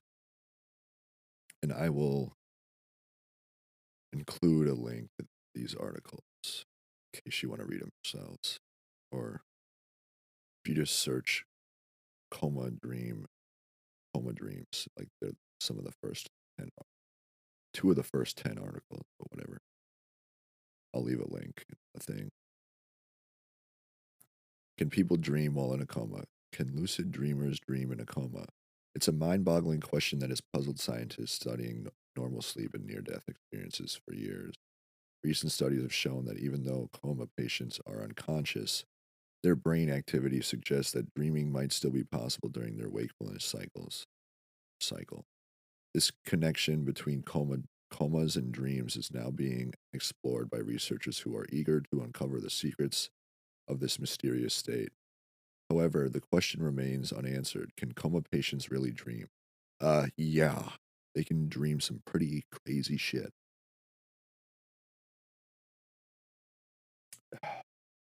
Like I had the idea, can a person who's in a coma dream that is like, because some of these people, some of us, literally, it can either be nothing or it can be some crazy, like really crazy shit, or it can be what my coma dream is, which is literally like a perfect simulated world inside of a coma dream, which is why everything feels so normal and real. And it almost seems impossible that the entire world, universe is inside of my old self's head. But if you think about it in this way, what if there was a supercomputer running a simulation inside of my coma dream? Like inside, because we're not in my head, my current head that is talking on this microphone right now. I believe that we are in my old self's head, but it's not. That's why that's why we're all able to fit inside of his head and be a part of the dream, is because I believe that it is literally a simulation on a computer that is simulating the normal, like a simulating planet Earth, and it's simulating basically this entire world, which actually is so much more fathomable, and it makes so much more sense because, like, just think of any like open world video game like Red Dead Redemption or Grand Theft Auto, especially the newer ones, GTA 5 and RDR 2. Like the world is so fucking big, and it kind of goes on. You would think you could imagine it going on forever. So imagine a dream world where there's a computer that runs a fucking simulation inside of the computer, and it's just a simulated real world where it's just people living their lives on planet Earth, and everything seems pretty normal for the most part, except in my case, there's certain things that react to my thoughts and my words pretty fucking consistently, and it's become very like repetitive. At least lately, it's been not so much dreamlike where I can like edit my atmosphere and the fucking physical world, but it's just like so much symbolism and subliminal fucking like coding and messaging that it's just so in my face all the fucking time. Like boom, boom. Like the letter J. I see the letter J fucking so many times a day now. Just everywhere. And it's yeah, that's my ex's fucking nickname or whatever. Who was yeah, I'll get to that when I'm reading the journal. But when you think about it like that, it seems pretty fucking possible and actually way more likely that this entire world is inside of somebody's head, right? In a coma dream. Because a simulation, a simulated world like Westworld. You've seen that show. It's a really good show. They took it off of HBO for some dumb reason. But it's like these really rich people pay a bunch of money to go to this simulation. It's like the Wild West, where they like you drop into this video game essentially, and all the fucking robots that are in the video game world, the Wild West, you can't even really tell that they're robots at all. unless you were to like take them apart and like rip their fucking flesh off of their body, you would see that they're made up of mechanical robotic parts. But they look like humans, they talk like humans, you can literally fuck them, which a lot of the people rape them, which is just, you can do whatever you want at this theme park that is Westworld because they pay a lot of fucking money to go there. It's like going to Valley Fair, but everything it all seems so real, and all the people, quote unquote people there, literally feel like they're real human beings. So it's kind of like that where what was the train of thought I was going on there? Basically, the size of that simulated Westworld is like the size of like a fingernail, maybe even smaller than that, like a small grain of sand. The entire world, because when you drop into the Westworld, it's never ending. It's miles and miles and miles and miles of fucking Wild West, fucking outback landscape. But when you are outside of that simulation, it's literally the size of like a fucking grain of sand because that's just how fucking simulations work. So I, you're probably now starting to think, oh, maybe Hayden's right. I am right. All right. I don't want to be right because it's fucked up. And some of the shit that I've come across it's still unbelievable to me when I read some of this shit. But I believe it. So whatever. Yeah. It's my dream world, right? Except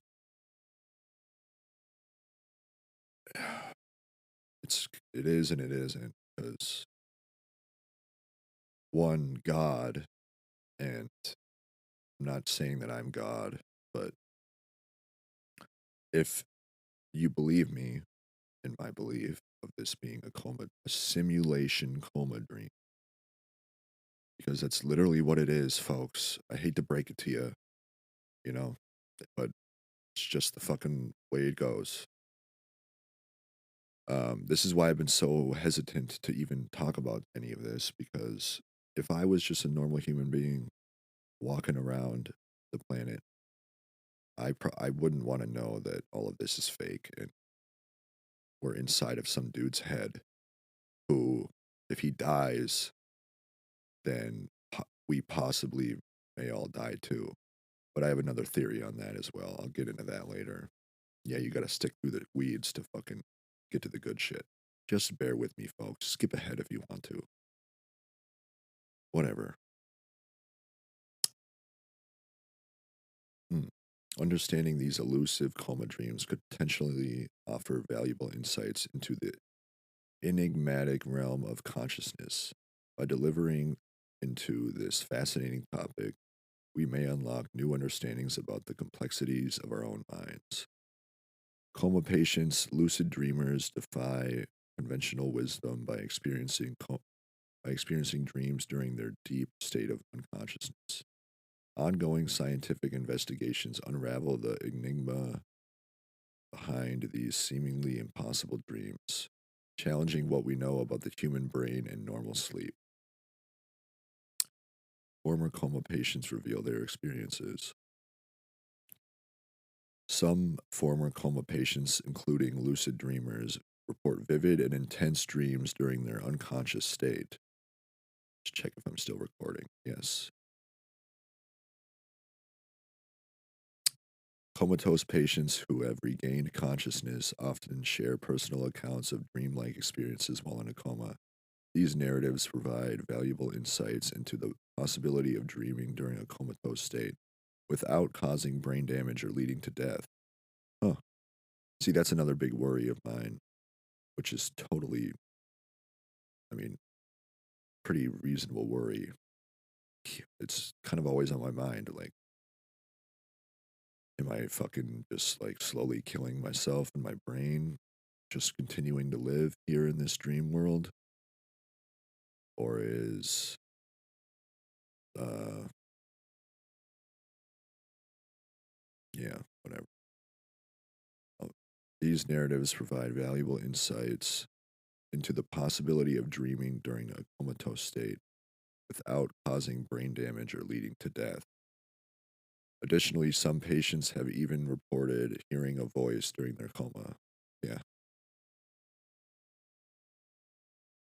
Hearing stories from those who have had near death experiences or lucid dreams allows us to delve into the mysterious realm of unconsciousness and gain insight into the dream experience. Yeah. Former coma patients' descriptions contribute to our understanding of what happens within the mind when no one is disconnected from the physical world. When one is disconnected from the physical world, shedding light on the effects of brain damage. Yeah, yeah. For many former coma patients, these dreamlike experiences, known as lucid dreams. God, my lips are chapped like a motherfucker. I need to get some chapstick. Give me 1 second here, folks. God damn. Where is my chapstick?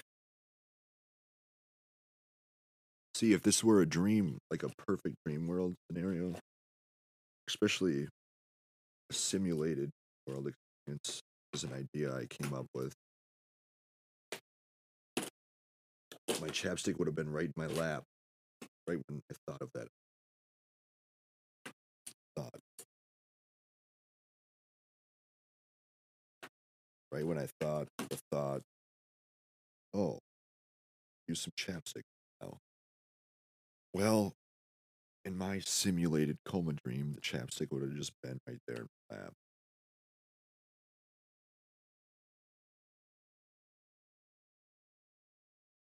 The entire reason I came up with simulation.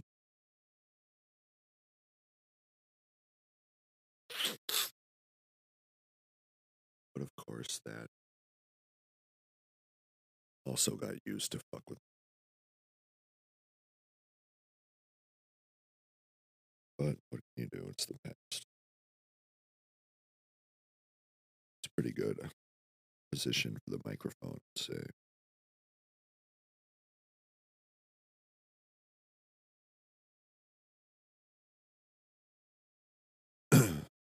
Load it up, fill her up.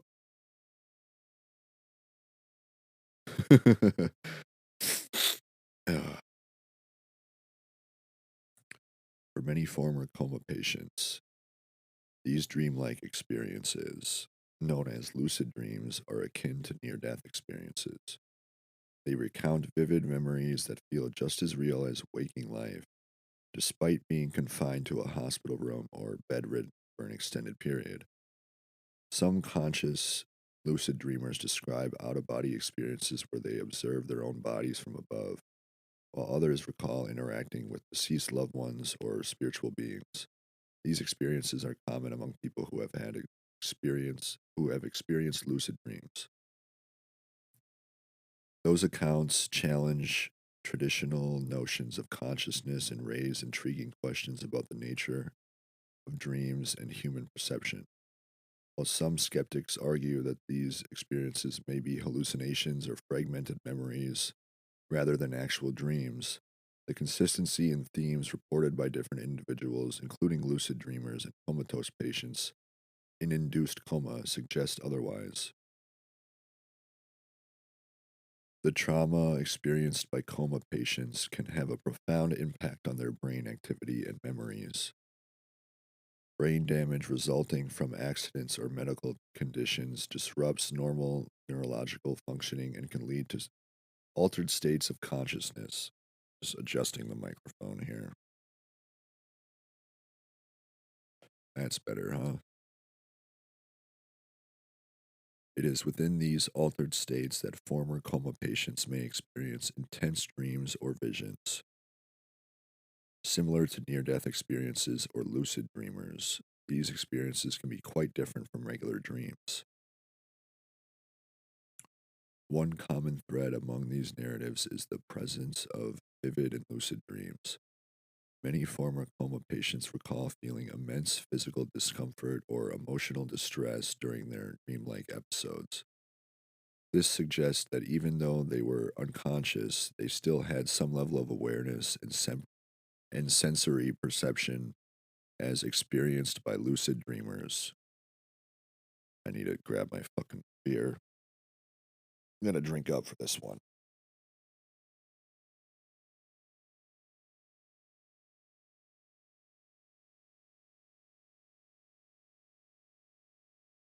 God damn.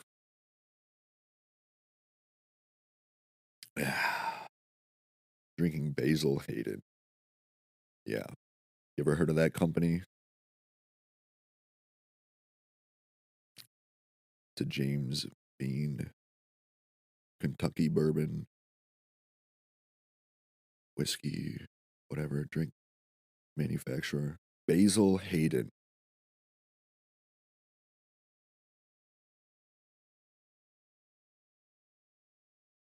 Pretty strong shit. Not really even a fan of bourbon, but I figured I'd buy it because it has my name.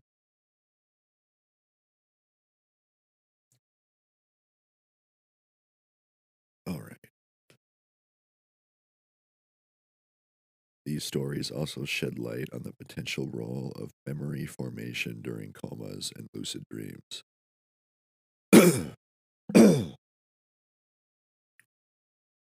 Despite being in an unconscious state, some individuals known as lucid dreamers retain vivid recollections of events that occurred while they were comatose.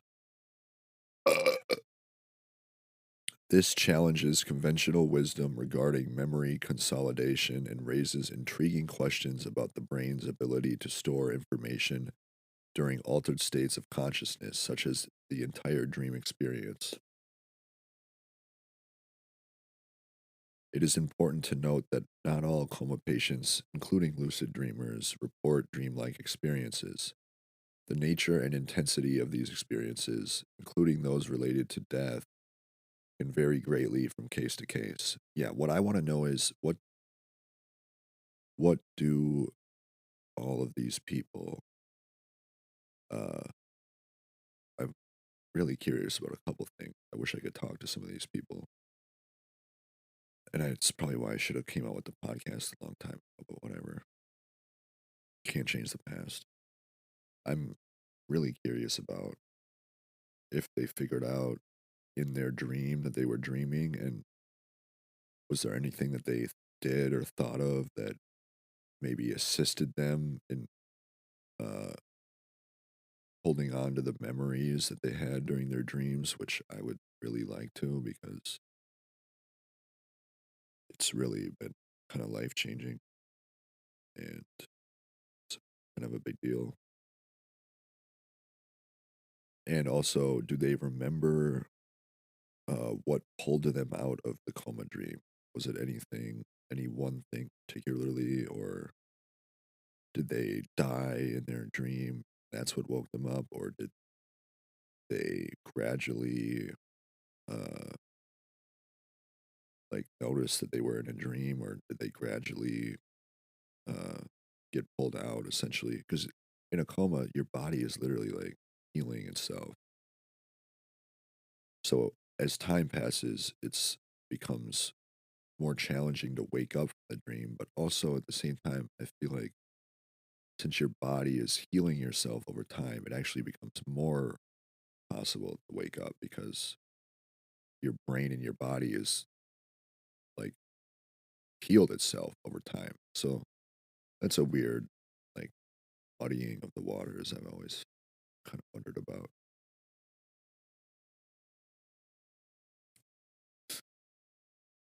Yeah. It is important to note that not all coma patients include, the nature and intensity of these experiences, including those related to death, can vary greatly from case to case. Factors such as the duration of the coma, underlying medical conditions, and individual differences in brain function may influence the likelihood and content of dreams during unconsciousness, including savage dreams. What? Savage dreams? Damn. Holy shit. Savage dreams. That was from the first article that I read.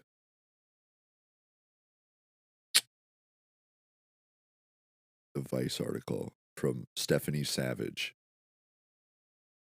Holy shit. This is what I'm talking about, folks. Stephanie Savage from the Vice article, the first article that I read, which is in no way connected to this second article. It's a completely different website. One is on Vice.com, and this second article is on DreamEvaluator.com, which does not mention the word savage or Stephanie Savage or never even says the word savage at any point till me just reading it. Wow. Including savage dreams. So yeah, this is what I'm talking about, man. This kind of shit's been going on in my life for months and months. And it's not just the internet. But if we were in a simulation inside of a coma dream, that would technically mean the entire world is the internet. Kind of.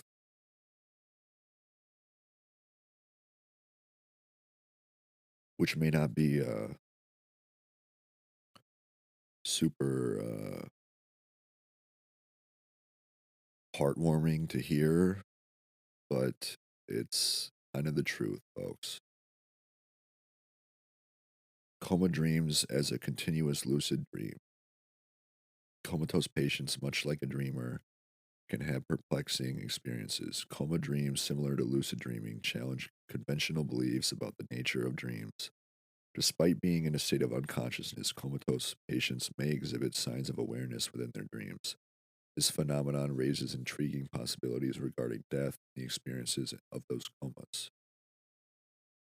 in comas. In some cases, comatose patients report having vivid and lucid dreams. These experiences are characterized by an enhanced sense of self-awareness where the dreamer is conscious that they are indeed dreaming. This resemblance of lucid dreaming is remarkable considering the altered state of consciousness associated with comas. During these coma dreams, comatose patients may experience prolonged periods of lucidity. Unlike regular dreaming, where the dreamer often loses control of awareness, coma dreamers maintain a heightened level of consciousness throughout their entire dream. They may possess the ability to manipulate their surroundings or even interact with other characters within the dream world, which has happened many times over the last 10 months of my life. The similarities between lucid dreaming and coma dreams raise intriguing questions about the nature of consciousness during a coma. Are these experiences mere figments of imagination, or do they hold deeper significance for dreamers? Some experts suggest that coma dreams could serve as a form of therapy or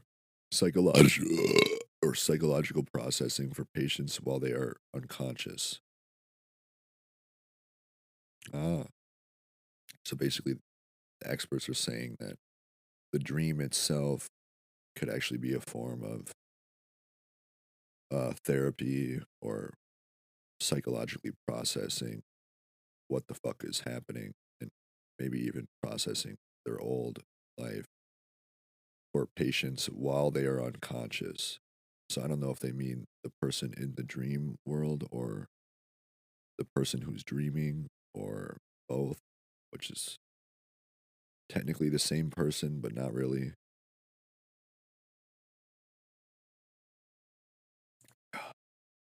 It's a really fascinating topic. One possible explanation for the phenomenon of lucid dreams in comatose patients lies in the brain's ability to create vivid and conscious awareness even without external stimuli. During a coma, the brain generates neural activity, leading to internally constructed worlds where patients find themselves fully immersed in these alternate realities, which is why this world feels so real and normal, but it's also responding to my thoughts and my words in the most crazy ways possible. Kind of a it's kind of like a really badass dream and kind of boring at the same time because it's just like a normal world that literally, I mean, that I kind of created with theories that I had before I even had them. And I'm not trying to like get on my high horse, and say I'm better than anybody else because I'm not. I'm just sharing my experience. I just want to get that point across because I don't think I'm better than anybody. And I don't think any life is more important than another life. But I mean, God's life is probably the most important one, right?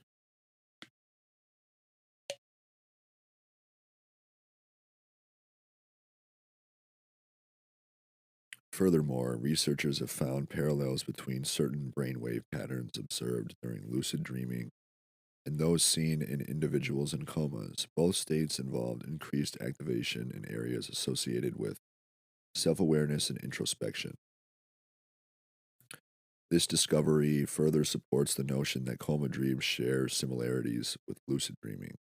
This finding is significant for both dreamers and patients in the science field, or whatever, as it highlights the potential for shared experiences and insights between the two states. Shared experiences, like, yeah, I just mentioned earlier about me wanting to talk to some of these people. While our understanding of coma dreams is still limited, ugh, exploring this realm offers valuable insights into the complexities of consciousness and the nature of dreams. It challenges conventional notions about the limitations of dreaming during a coma and highlights the remarkable capabilities of the human mind, especially for lucid dreamers. God, my nose is like plugged up, and I got phlegm in my throat, so I sound a bit bogged down. Oh. This experience can be particularly enlightening for patients.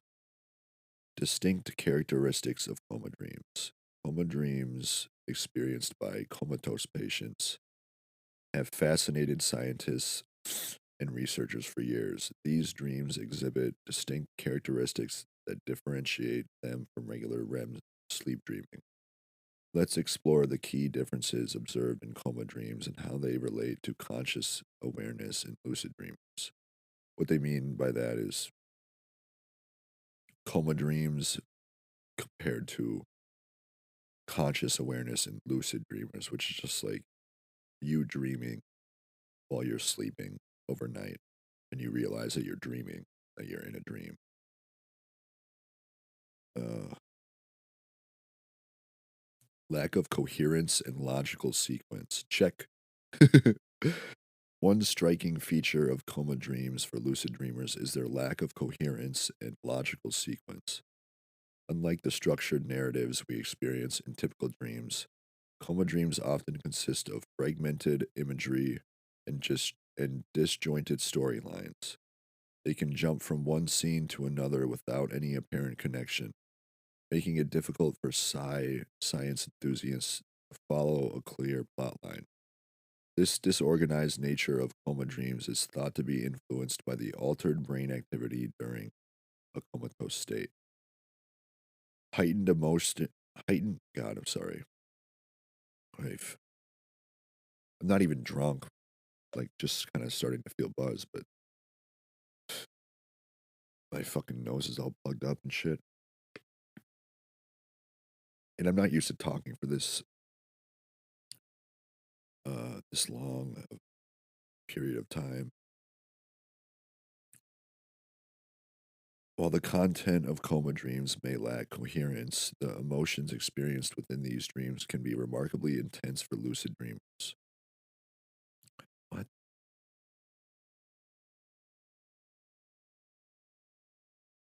That doesn't really make any sense. Whatever. In fact, individuals often report heightened emotional responses during their comatose dream experiences as lucid dreamers. Ooh, what? Oh my god, I kind of have to pee now. Shit. All right, I gotta stop drinking. I said I would go the whole podcast episode without peeing, which is pretty unreasonable. Uh, like objective to set for myself, but whatever. I guess I can piss in a cup here.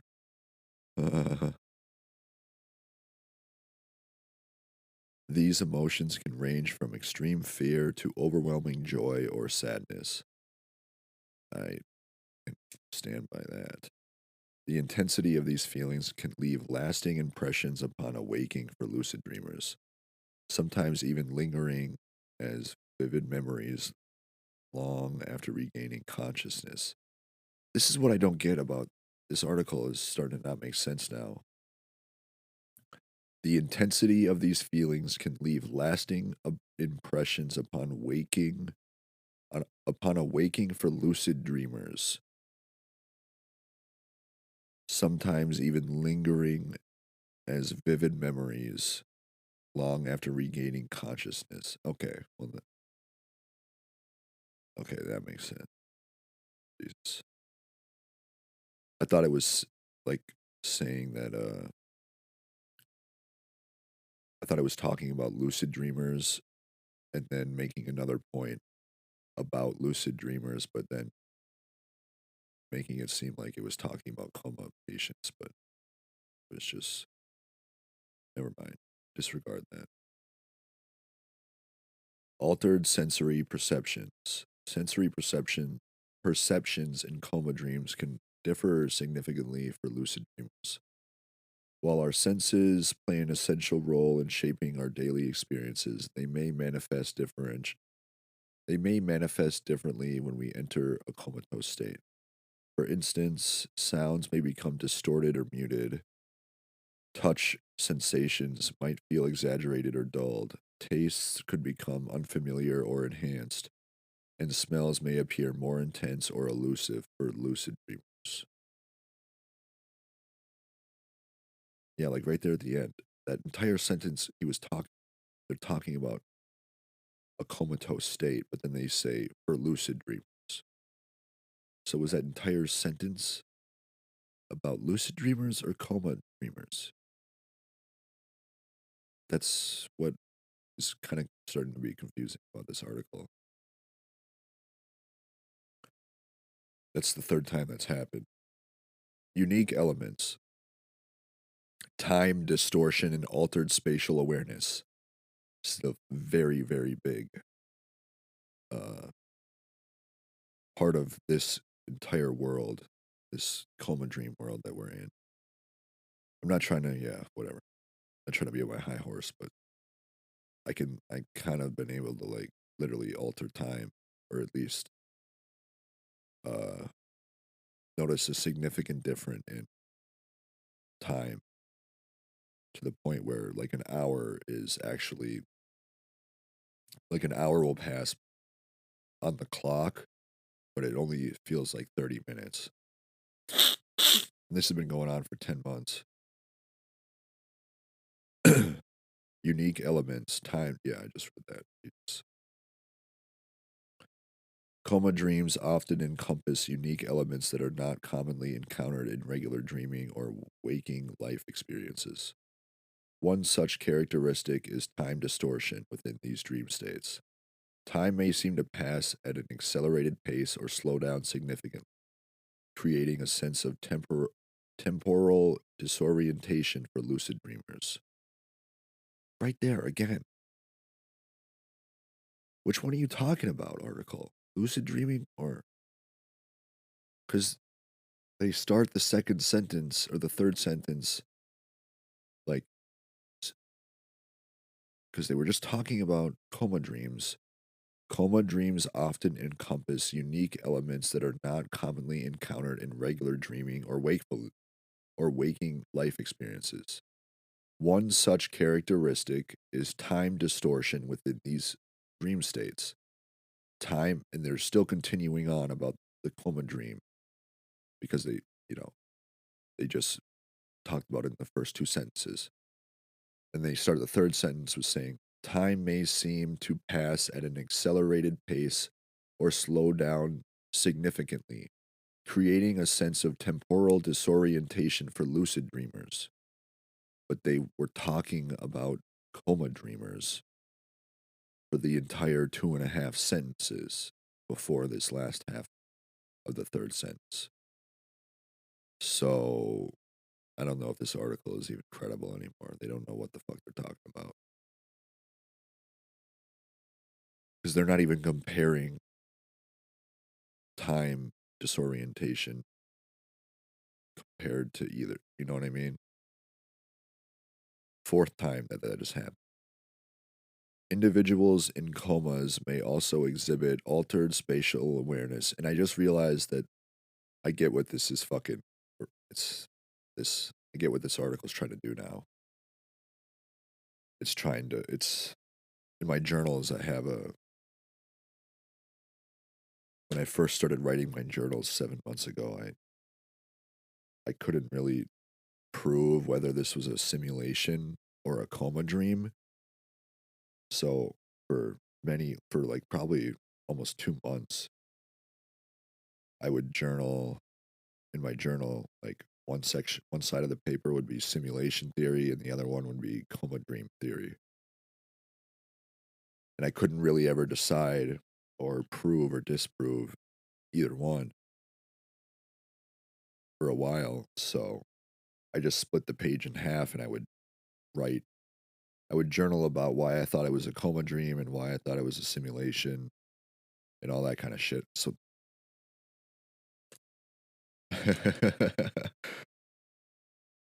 yeah, I get that. I get it now. I have to take a piss really, really bad. So I'm just gonna leave the audio running because I'm gonna be honest, I don't even know how to pause it without fucking up the audio. So I'm just gonna leave it running for like a minute. So skip ahead a minute if you can't stand it.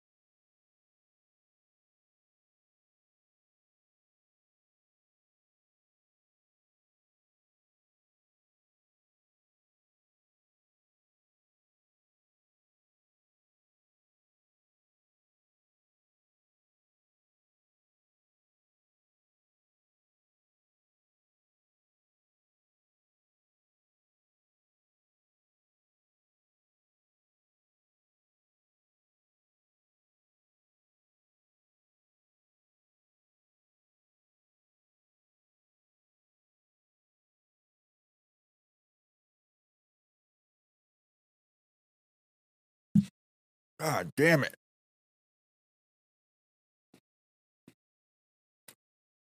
Well,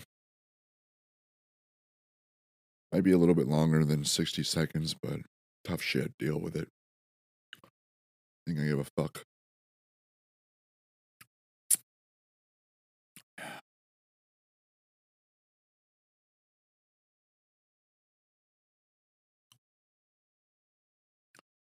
Back at the article.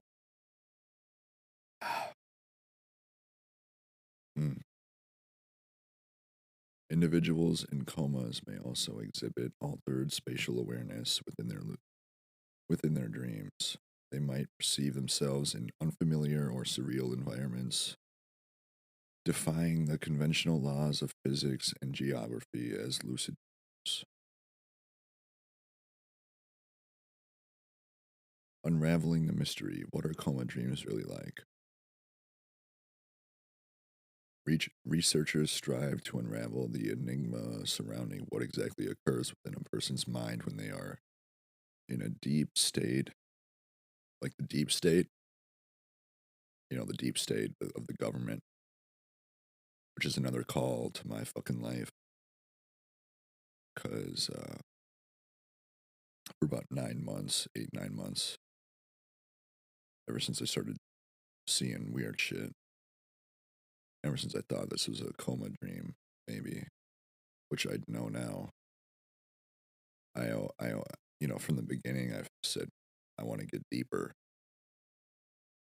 because, the longer you're in the coma dream, the deeper you get, the more fucking distorted, wild it gets. The deep state, illuminate the Illuminati, which is call back to the vision I had. It felt like my old self was literally sucking my soul and my mind out of my body that I'm currently in now and back into that world. Because there was light everywhere. Illuminate Illuminati. That's just a little tease. Oh my god damn it, dude.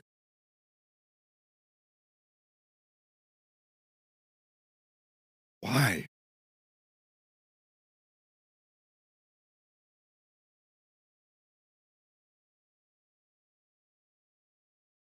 That's always most of that.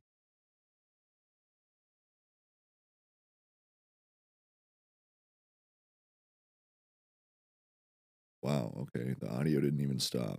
Even though my computer does what it always does lately, which is it locks itself and it goes to the lock screen, even though it's been 2 seconds since I unlocked it. My settings are set up for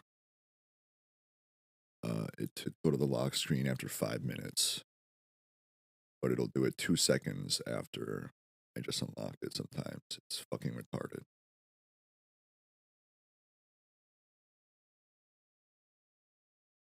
This includes studying the phenomenon of lucid dreams, where the dreamer is aware they are dreaming and can control their dream experience. Lucid dreams are characterized by vivid dreams that feel incredibly real. Studying brain activity patterns in coma dreams helps us gain insight.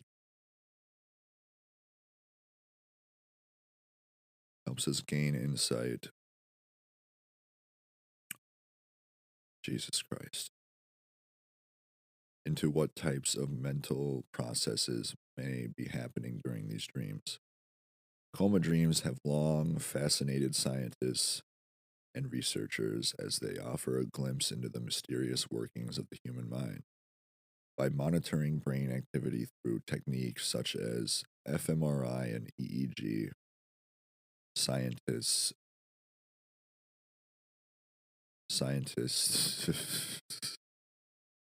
have been able to observe unique patterns that suggest some level of cognitive activity in comatose states. This research is especially relevant for lucid dreamers.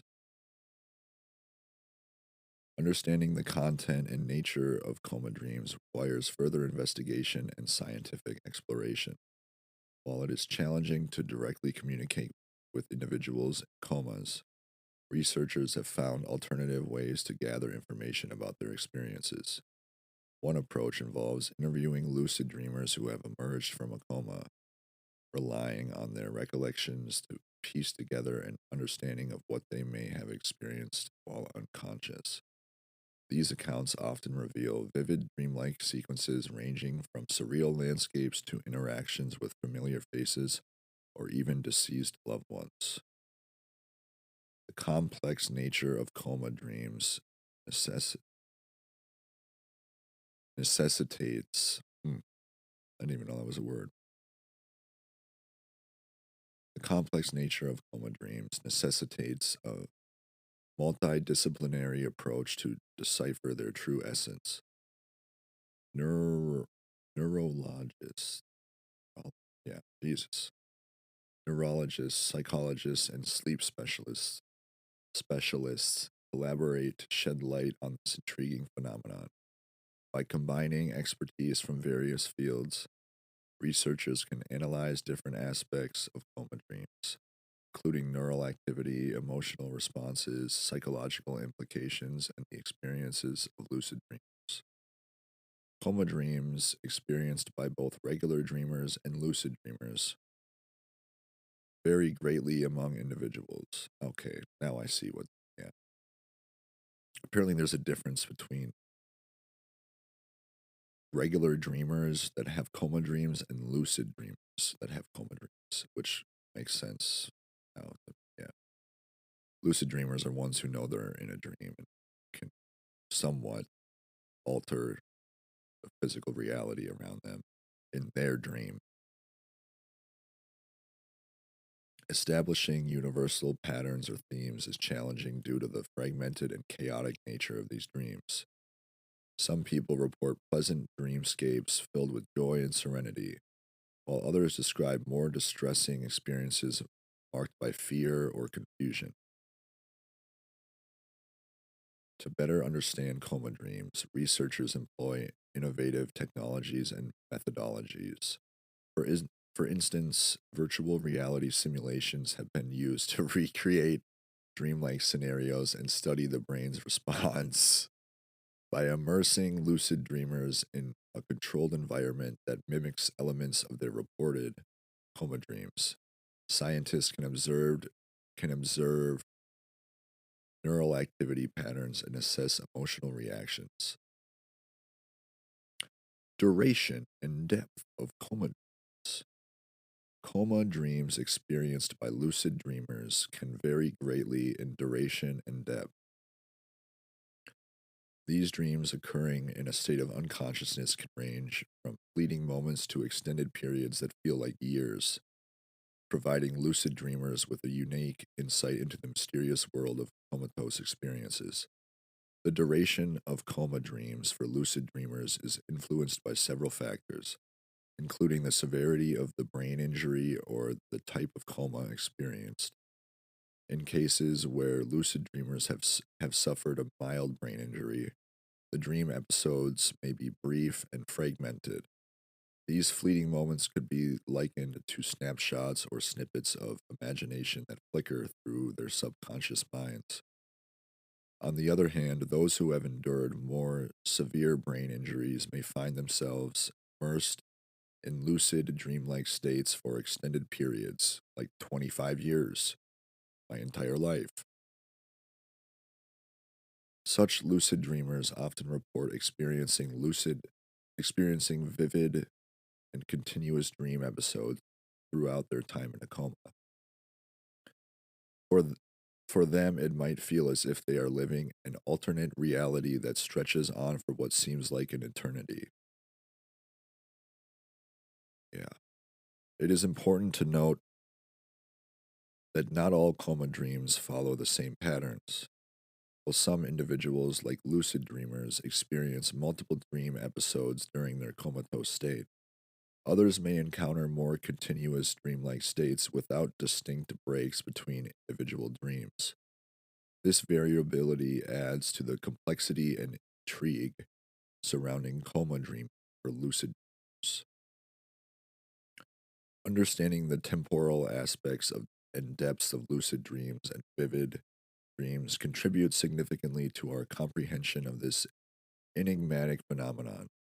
By delving into these intricacies, researchers hope to shed light on how our brains function during altered states of consciousness experienced by lucid dreamers. To illustrate this further, imagine waking up from a dream experience after what feels like an entire lifetime spent in the dream state. A state filled with vivid dreams of fantastical adventures or mundane everyday activities. Consider a lucid. I would like to have the fantastical adventures here, at least a fucking little bit. Consider a lucid dreamer whose coma was marked by sporadic flashes of imagery, a jumble of disjointed scenes that left them questioning what was real and what was merely a figment of their imagination. Imagine another dreamer whose comatose experience was defined by a continuous stream of interconnected dreams. These dreams formed an uninterrupted narrative that blurred the boundaries between reality and fantasy in their minds. Truly fascinating, right? Yeah, I know. I haven't done enough research on this. Then again, anything that I research or try to look up is at least somewhat fucking responding to my thoughts or my life for months and months. These diverse accounts highlight the vast range of possibilities for lucid dreamers and coma survivors. Each person's experience, whether in a lucid dream or induced coma, is unique, shaped by their own subconscious and influenced by various psychological factors. The interplay between reality and imagination in coma dreams. Coma dreams have long fascinated scientists and philosophers alike as they offer a unique glimpse into the mysterious workings of the human mind. These dreams often blur the line between reality and imagination, creating surreal experiences for dreamers that challenge our conventional understanding of consciousness and perception. Within the realm of coma dreams, dreamers may experience a captivating tapestry where real life events or surroundings merge with fantastical scenarios, creating a hybrid reality that is both familiar and otherworldly. Imagine finding yourself in an imaginary town populated by characters straight out of fiction that bears striking similarities to your own neighborhood. This intermingling of real life and fiction within coma dreams makes the boundaries between the two indistinguishable. God damn. One intriguing aspect of coma dreams is how dreamers perceive their environment during these altered states of consciousness. While their physical bodies lie motionless in hospital beds, when I talk about the other side and my vision, that's what I saw I, I when my other body was trying to fucking pull my mind in out of my physical body here into that body. Slowly, I started seeing my body laying in a hospital bed. That was 4 months ago now, and since then, I've had about 4 or 5 significant moments where I could either hear shit that was going on that was not in the room that I was like, and it's always been when I'm like drifting in and out of sleep unintentionally, except for one time intentionally. I tried to force myself to go back to this, be pulled back to this world, and it happened like from the sounds going on. Like I could hear somebody walking around my like what felt like a bed. I was in my neighbor's garage though on a couch with two other people, and one of the guys was just like playing dumb videos from his phone. But I could literally like hear somebody walking around my fucking bed, and like it sounded like a nurse like checking my vitals, shit. It was really fucking crazy. It lasted for like probably 10 minutes, but I didn't see anything. I did that. All the like 3 or 4 other times where I've been close to close to the other side. The other side is the old, like my old world. One time I just jerked off in my bed and I had the TV on, but I wasn't watching anything. And I hadn't I hadn't cleaned myself up yet. And I was like literally like dozing in and out of sleep. And I remember just for like a split second, like the snap of a finger, I remember dozing into sleep. And then before I dozed back, like my head was bobbing up and down. And before I woke back up, I remember seeing the same hospital room from that vision. And I saw light coming through the window and the blinds. I remember seeing like fucking like the cupboards of the hospital. And I saw my body lying there, laying there. And it was just like a very, very rapid, super quick split second. And then when my head bobbed up and I woke up, it was gone. Just like that. It was crazy. Another time I uh I was looking up the valuation for my Pokemon cards and I was dozing in and out of sleep again. It's always when it happens. I wasn't even thinking about that, like trying to get out of my dream. I was just looking up the valuation or trying to look up the valuation, the cards. And this happened like every time I dozed into sleep, I would, doze back up and wake up.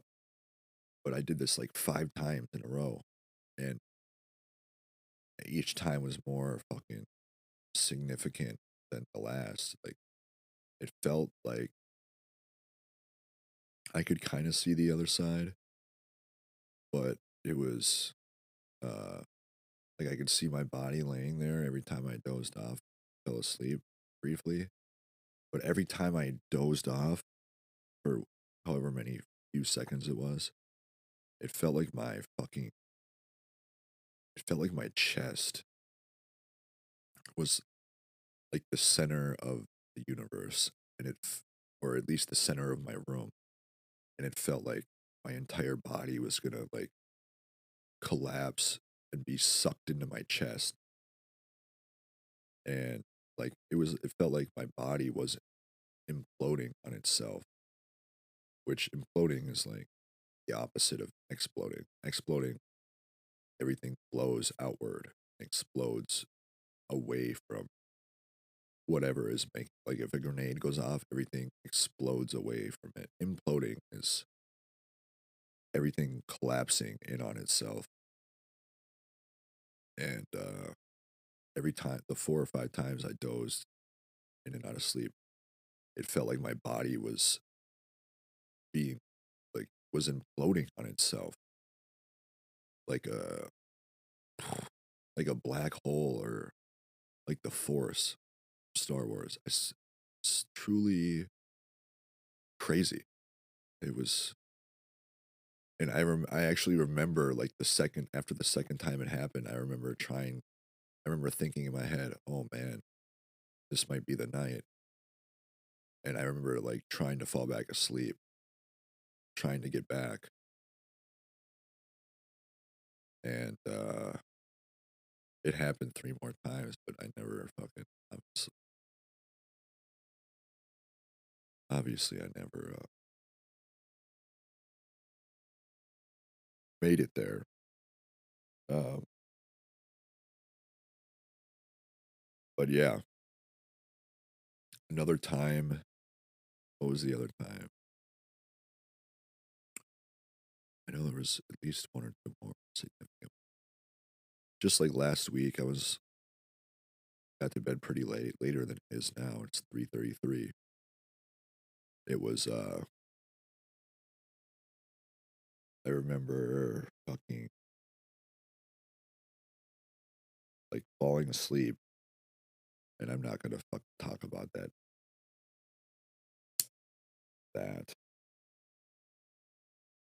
I'll fucking touch on it on another episode maybe.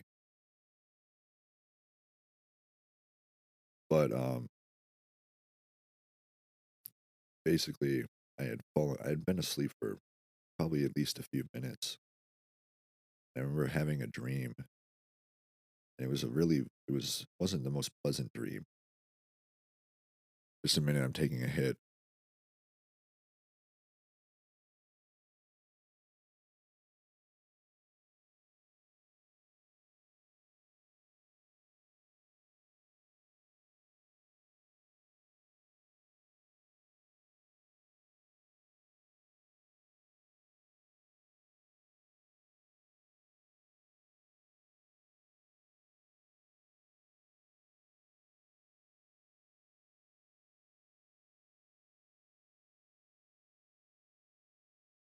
Yeah, hello there.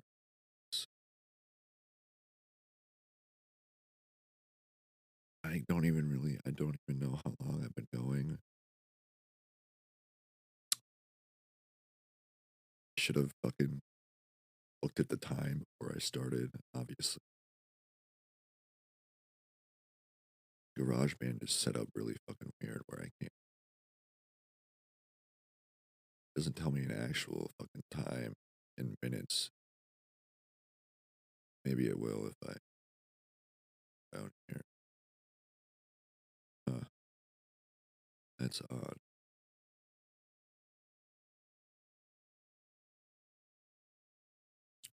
Jeez. My computer locked on itself while I was using it. I was using the mouse. So 5 minutes hadn't gone by, obviously. I was literally using the mouse and it just locked up.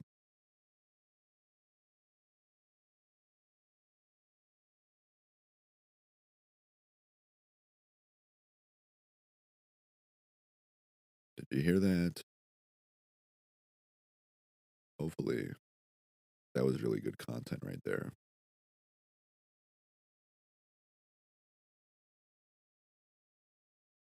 Uh,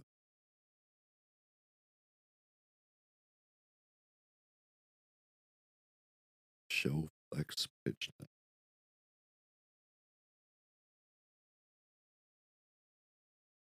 Well, what the fuck?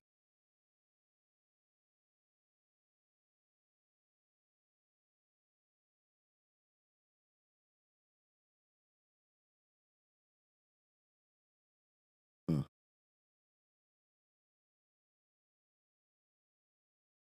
Weird.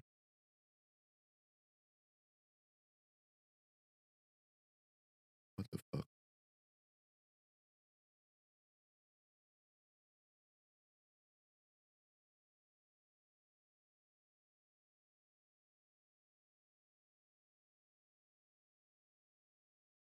Sorry, yeah. I probably should. It just locked on me again.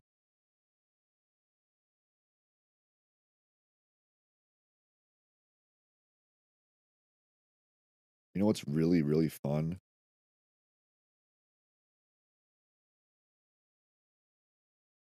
Being in your own coma dream. Yes, my coma dream. And being fucking bossed around like a little fucking kid, no matter what I do. Being fucking every little fucking thing I do is analyzed and fucking picked and prodded and fucking judged. Even though I don't give a shit what anybody thinks. If I don't, like, my life just gets harder. Getting fucking, like, having your life controlled by the fucking internet and technology in your own coma dream is bullshit. Bullshit.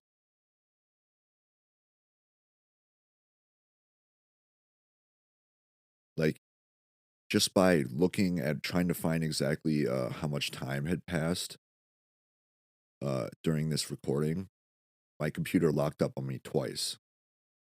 That's that that is what I know because it happens every time I do what the fuck I want, which is what I've done every second of every day for all my life. I've never once done anything that I didn't want to do ever, ever.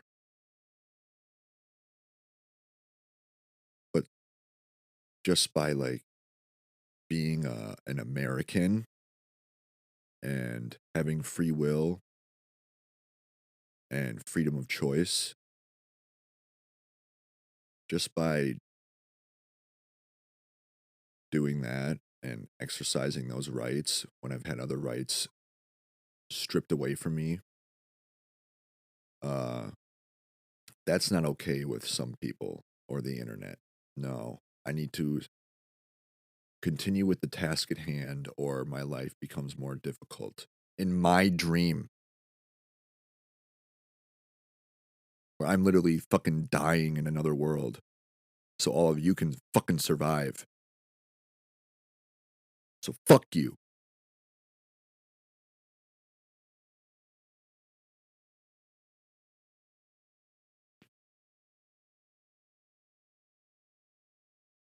I know I'm not doing this goddamn podcast for any other fucking reason than I should have done it a while ago. I'm not doing it to please anybody or anything. Nope. Because I would have done it months ago if that was the case. The reason I didn't do it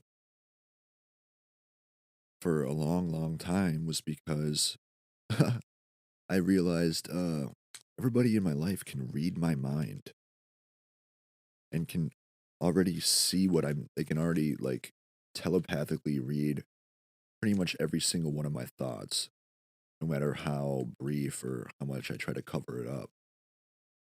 Well, they were really bad at first, but they've become perfect at it. Because at first they couldn't understand shit. But as time passed, people in my life became, even when I would be thinking about or saying something in my mind word for word, and then thinking about something else behind it, just to try and see if I could do it, like see if I could, just for fun, you know. My fucking computer locked up on me again. Hey, fuck you.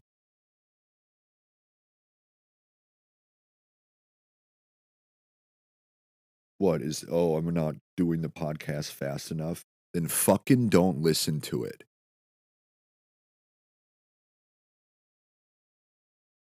Fuck off.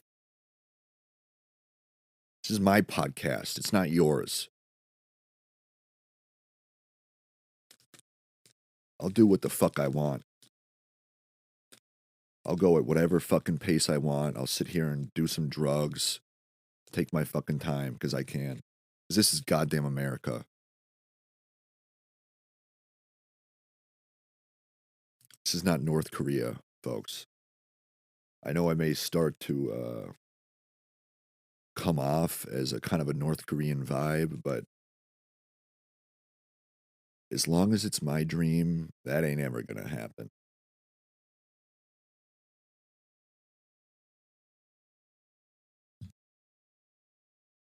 So,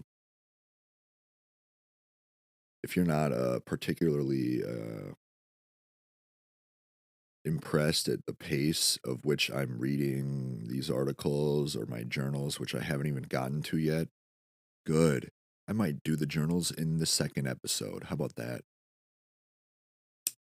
This is all just a build up for episode 2, which may come out in a few days. This is just to give you a little tease, baby. Which is actually kind of, I like that idea better. So we're gonna do that. Hopefully I'm not blind by then, which I won't. I don't think I will be, but my vision is starting to become very blurry. Like day by day, it's getting more and more blurry, which is another sign that we are all in a coma dream. Because guess what? That just means that my body is finally healing itself to 100%, or the closest it can to 100%. If 100% is even achievable at this point, since I've been in this dream for 25 years, I might be fucking brain dead when I wake up. So you're welcome.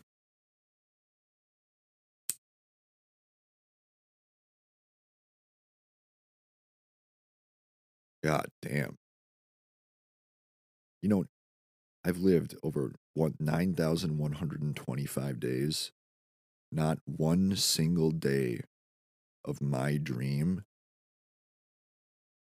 has been me being able to dream whatever the fuck I want, when I want, exactly how I want it. Not one single day out of 9,125 days. So fuck you. Fuck anybody who is still fucking, like, thinks I'm not even bitching or complaining, but I should be. Because that's bullshit.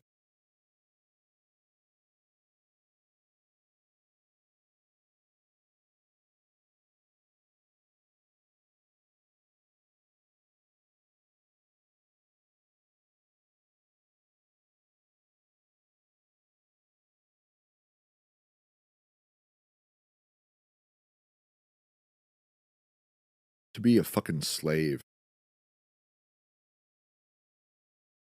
in your own dream is, um what's, I mean, how many words can I use to describe it? It's fucking, it's bullshit. It's, honestly, it should be illegal. It should be illegal. Anybody or anything that prohibits somebody who's in their own dream from actually dreaming their own dream should be shot and killed in the street or be removed from existence. That's just my take on it.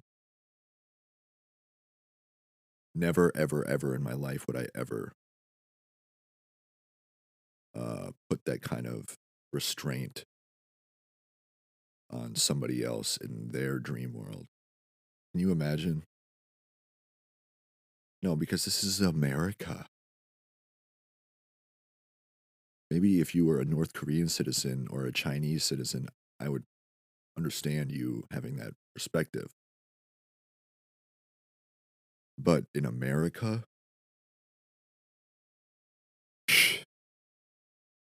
fucking pathetic. And that's why I don't want to put my name on the fucking simulation that restricts me from dreaming what I want. Because it's kind of an embarrassment. Yes, it may have helped.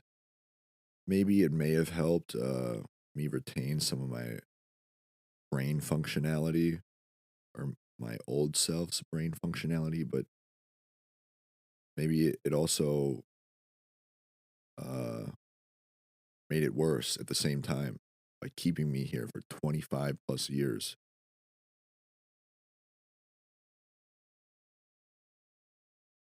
Now that is a conundrum for the century. I mean, really, you know? Because if this was just like my coma dream world, would I have, without suicide, just my body pulling myself out of the dream, would I have even woken up by now if it wasn't for the simulation? There's no way to tell unless you can see all the alternate realities,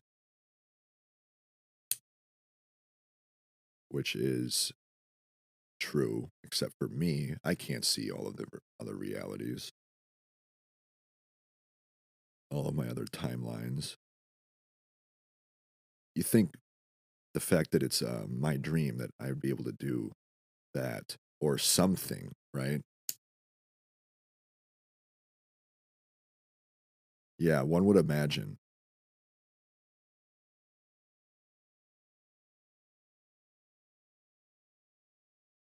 And I don't give a shit what any of you think about it either.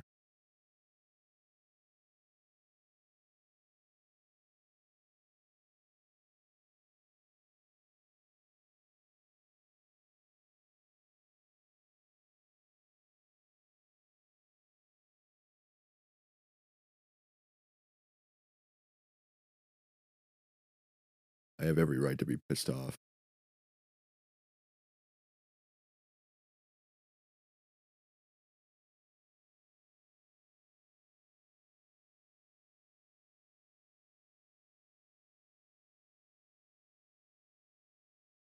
You know, here's what I think I'm going to do.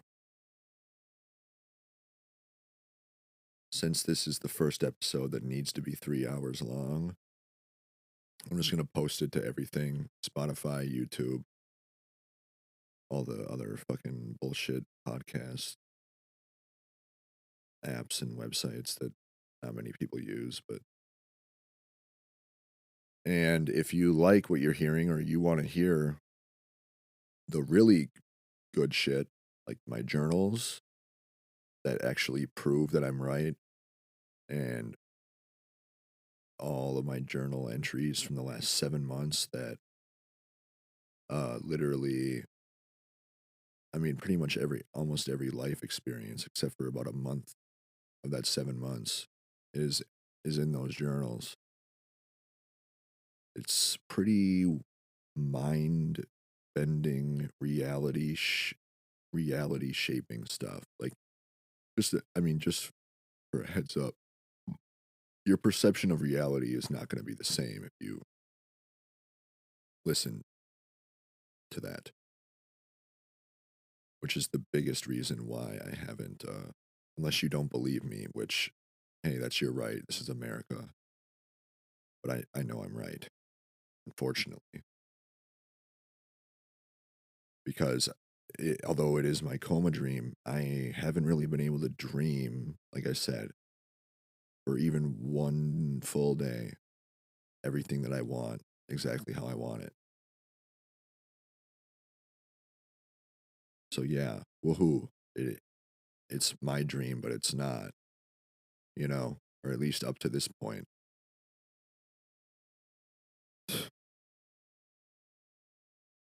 But yeah, if you don't believe me, that's totally cool. I'd like to hear your take on it or what you think this world is. If you even give a shit, which some people probably don't. I talked to my dad about this about a month ago, and he said, "Yeah, well, could be a simulation. Doesn't really matter either way, does it? Like, who cares? People wake up, they go to work, they live their lives, and then eventually everybody dies. So it doesn't really matter if it's a simulation or not." Well, Dad, it kind of does in my case. It kind of has a little bit of a, and I know if you're probably thinking, God, this guy has lost his mind, hasn't he? I just would like you to implore and think a little bit. I'm not trying to be a pretentious dickhead right now. I'm genuinely saying, just think. Try to like open your mind and imagine that just a second.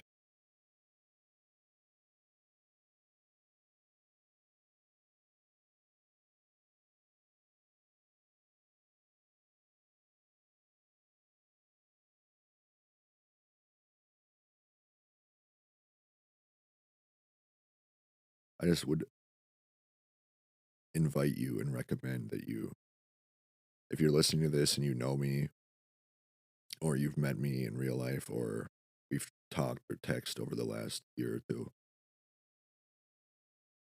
if you distinctly remember anything odd about us conversing, or like your life being tied to mine in some weird way, whether that be telepathically, which is communication but without speaking, just communicating with thoughts, or something like being able to see into my future, or like through my eyes, which all I know all of those are true. It's all been proven by myself. Or maybe, and this was never my idea for this world. This was not how my theory was initially intended to be implemented into reality. Uh, Thought insertion, which my therapist described it as. When I used to call it um I think I called it thought implantation, or idea implantation, whatever. It's basically another form of telepathy, I guess. And it may just be telepathy, but I've definitely noticed, like, at times I've noticed a staggering amount of thought insertion, which is a great way of wording it. Shout out to my therapist, which is like weird thoughts that you can tell that are not your own thoughts, because there's a couple significant outliers as to how you can prove that they're not yours. If it still happens, which I do not support.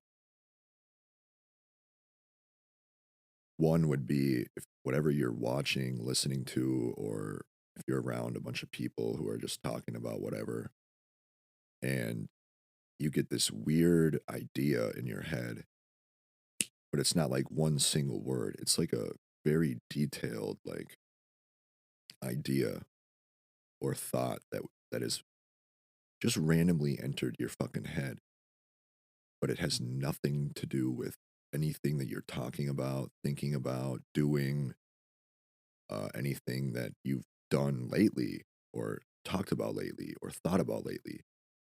Like, it has nothing to do with anything in your life, or the people in your life around you.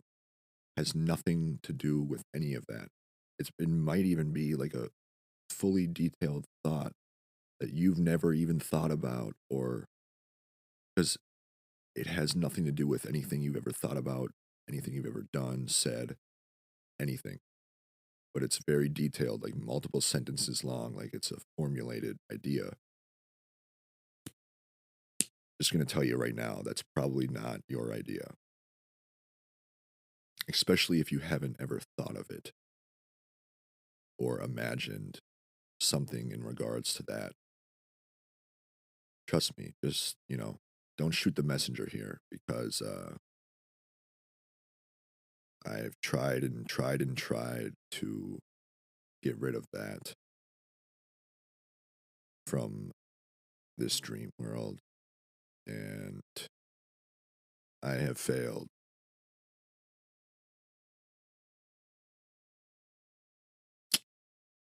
Another distinct, I mean, that's pretty much the biggest distinction.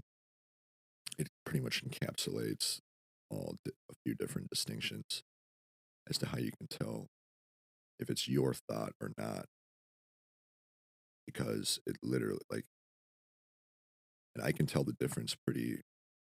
Some thoughts I'll get that they aren't bad, but they're actually kind of helpful, and they've actually become less detailed than they were,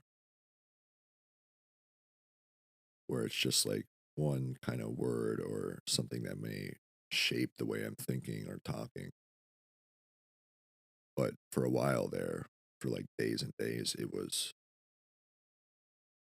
pretty fucking consistent and over, just fucking like these concepts that were being inserted into my mind, that which could be telepathy. It could have been telepathy from whatever source, the internet or somebody in my life far away or close to me who was like witnessing me thinking about whatever I was thinking about or talking about whatever I was talking about, and they telepathically communicated to me this idea. That could very well be true. But I've also been holding on to the belief that I never want to read somebody's mind ever. No, thank you. Never, ever. That's been my fucking belief from the start. I personally don't think that should even be a thing. I think there's way more cool superpowers, personally. Especially when everybody can read your mind, but you can't even like tap into theirs, which is what I've wanted. I don't want to read somebody's mind because I think it's fucking leave your thoughts to yourself, you know? Those are your thoughts, keep them. I got enough thoughts of my own that are all compartmentalized in my head.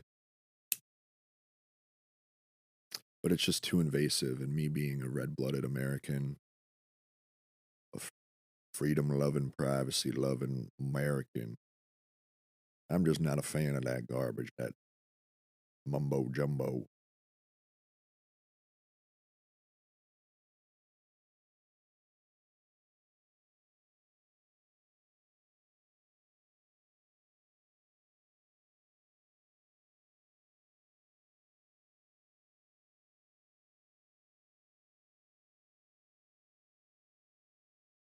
So if you made it this far, congratulations. You probably deserve like a monetary reward, but also good job, because you've gotten to the point of the podcast where I think I'm almost at 3 hours. And yeah, I think at 6,000 here, we'll be at 3 hours, and I'm at 5,720 bars. So, so yeah, I'll just drone on for another, what is it? Fucking, I don't even know. Fucking 350. I don't even fucking, whatever. I'll keep talking here for a bit, and if you've been able to put up with my fucking piss break and my jumbled speaking and my borderline schizophrenic beliefs, then here's a little recommendation. All of my journal entry readings are going to be on my Patreon, which is going to be, you're going to have to pay like a little bit of money, $1 a month. Yeah, maybe I don't know how much I'll do. There's podcasters that do $1 a month, and they're way more popular than me, obviously. But I think the reason they do $1 is because they have so many listeners, and they don't have the information I have in terms of what this reality truly is. So, I mean, it's going to be in between $1 and $5 a month. Um, so yeah, if you want to hear the truth and the fucking actual if you're ready to have your mind melted and hear some pretty first-hand account crazy shit, then I would go to my Patreon and listen to that episode, which will be up within the next, what's the date today? It's March 5th. So I'm going to try to put this episode up as soon as possible. I'm going to put it up as soon as possible. And hopefully I'll have the Patreon episode recorded within the next, I'm not going to put a fucking time, but it's not going to be longer than 2 days. 2 days at the most. Probably by the end of the night I'll record it. I don't know why I wouldn't. Yeah. I might go blind, that's why. No, I probably won't be going blind for another week or two.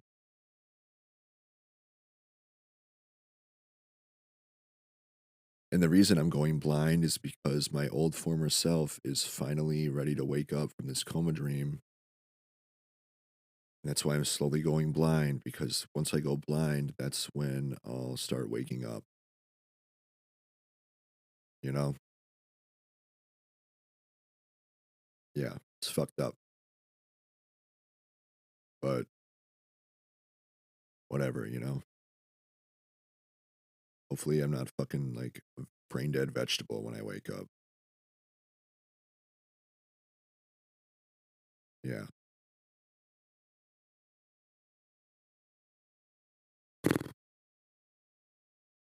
Anyways, I got to keep going on until 6,000 bars hits, because that's 120 tempo would be for 60 seconds. Yeah. So it's 6,000. I think that's right. I don't know. Whatever. It needs to be 3 hours. And I know I'm almost at 3 hours. So I'm just going to keep talking for another fucking.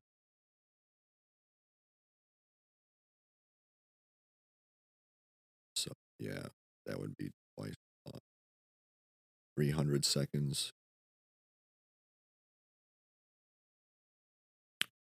which is 5 minutes. Did I even finish that article? I don't think I did.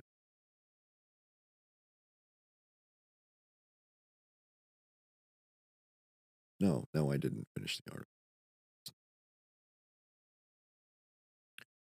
Within the realm of coma dreams, dreamers may experience a captivating tapestry where real-life events or surroundings merge with fantastical scenarios. Yeah, I already read that.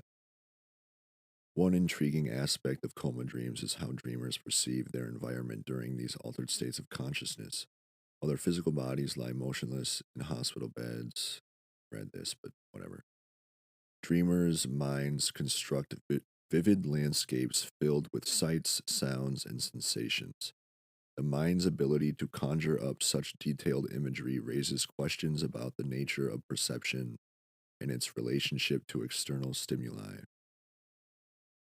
In some cases, dreamers report hearing voices or having conversations with people who are not physically present. These auditory hallucinations further highlight the complex interplay between reality and imagination within coma dreams. That's another really, really wild, really cool fucking theory I had, was maybe I'm multiple coma dreams deep, where I got put into a coma, and then I woke up, not even realized I was in a coma dream for a while or ever. And then I got into another car accident or whatever, and I was pushed into another coma dream. So, like Inception, a dream within a dream, but coma dreams. I touch on that on the Patreon, which would be so fucking insane if I was in multiple coma dreams and I'd gone through all this fucking psychological goddamn torment, torture, only to wake up and not even realize. And this is my fucking idea. So if anybody steals this idea, you're going to hell, and I will fucking curse you. It's my fucking dream, so I can do that. But then I wake up out of the coma dream and I just start living life thinking that I'm back in my normal reality because I don't know that I'm 2 coma dreams deep or 1 now. And, it's a coma dream within a coma dream, so you fucking do all this work. And at least for me, it was fucking,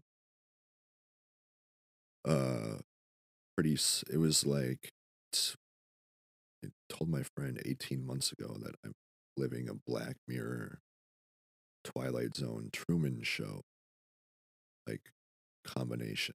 That's what my life is. I said that 18 months ago. And that's literally what it has become. You'll find out all about it on the Patreon. Yeah. I mean, this is what I'm talking about when my words and my thoughts literally become part of my reality later on.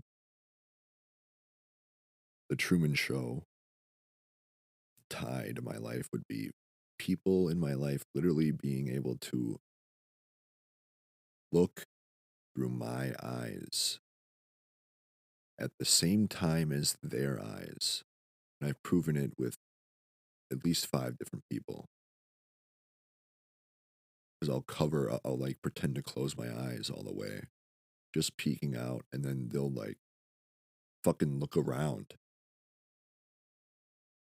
Like they don't know what the fuck is going on. Like this one guy, I was sitting parked in this fucking goddamn trailer park neighborhood, and this guy looked like he was off his rocker a bit, or like he didn't really, like, he didn't know where he was really, which, hey, I feel you there, pal. But also, I feel like I'm more sane than most people in my life somehow. But which it may not seem like that from this episode, but I say that because so I like saw this guy walking around. He was probably 50 yards away from me, whatever, doesn't matter. And I closed my eyes.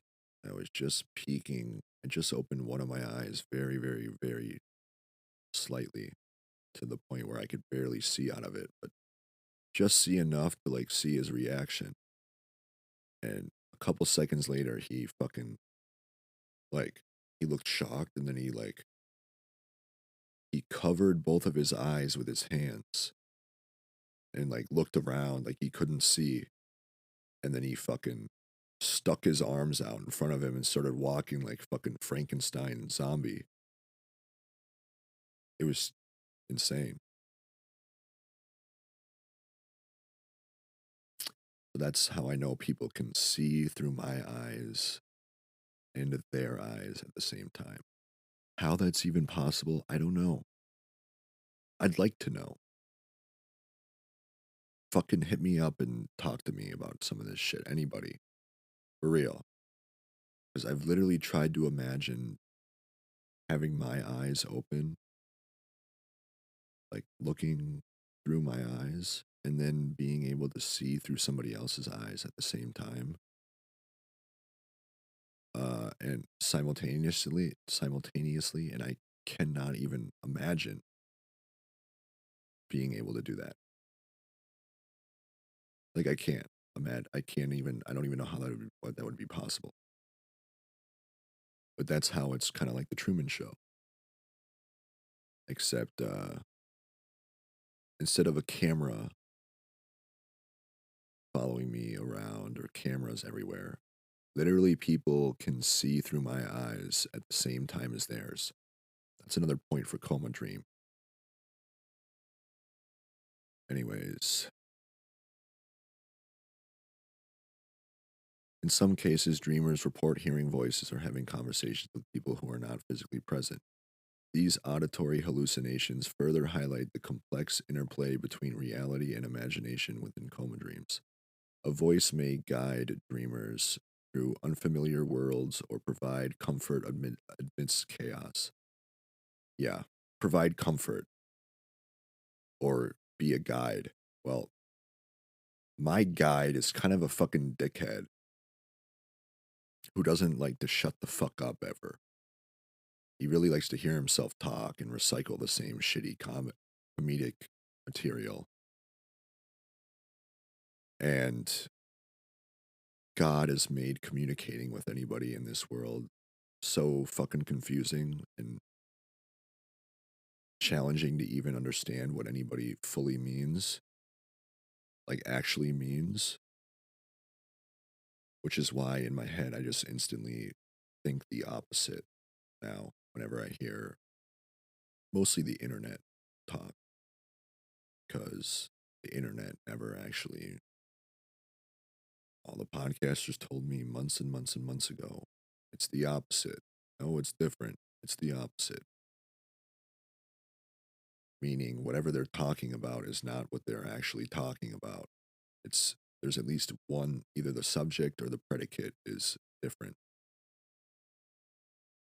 Which, and then when you realize that everybody, like everything online is talking about you and watching you and reading your mind and being able to see through your eyes, you start realizing a lot of these things are about you. That's how you give somebody schizophrenia, pretty much. Because then they, like with people in my life, I'll just instantly in my mind, like either the subject or the predicate that they're talking about, now it's like second nature. I don't even try to do it. I'm not even trying to do it. It's just fucked my head up like that. Or I'll listen to somebody in my life talking and I'll instantly in my head be like, oh, they're talking about somebody else or something else, and try to figure out in my head what the fuck they're talking about or who they're talking about. Because after months and months and months and months out, like days and days of listening to shit, trying to figure out what the fuck is going on, like my brain has been fucking rewired to the point where because it brings your mental state to the point of anything that I hear really could be about me or could be about whatever. And I'm always trying to fucking uh create a solution for every possible like instance in my life or thing that may or may not happen. Or by the fucking internet doing that to me back then, no, it's different. No, it's the opposite. And I know I'm not fucking crazy. Trust me. I think you know that too.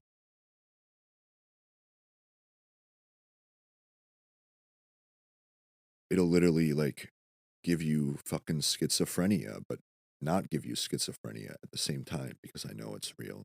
I know it's true. And like I said earlier in the episode, if you're one of these people who kind of believes me or has an experience where they know that I'm telling the truth about something or they believe me, and you or if you out like if you're one of my family members who listens to this and you like try to like tell me that I'm crazy or whatever, shame on you. Shame on you. Because you know I'm not crazy. This is all, I mean, I've made a few jokes here and there. You can kind of tell what is a joke and what's not. But any family that I've seen in person should know without a doubt that I'm telling the truth. And I've tried to talk to my mom about this shit many, many times. She just acts like I'm crazy. Tells me I'm crazy, that I'm losing my mind, blah, blah, blah. Which is a big reason why I haven't told anybody. Just imagine. But I don't even give a shit anymore. It's comedy, right?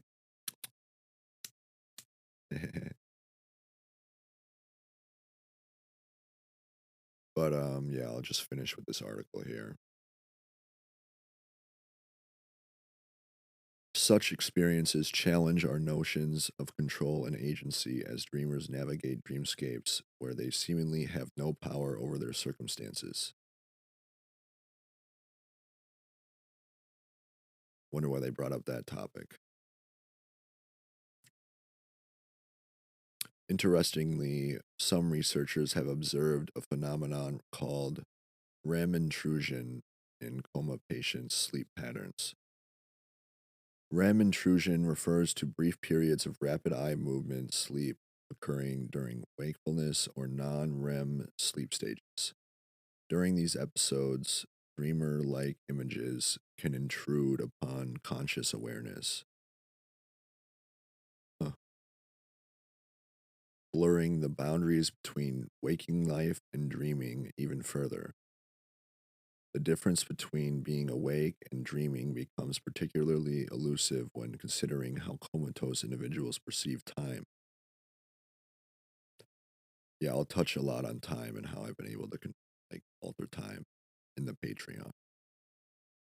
In the real world, time is a linear progression marked by events and milestones. However, in the realm of coma dreams, time can stretch or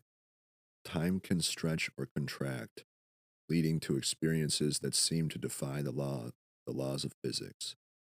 Moments can feel like hours, while hours can pass in an instant. The intermingling of reality and imagination in coma dreams offers a fascinating window into human cognition. And I know what this article is trying to do is trying to make me question myself and my beliefs, but it's actually just further enhanced by doing that.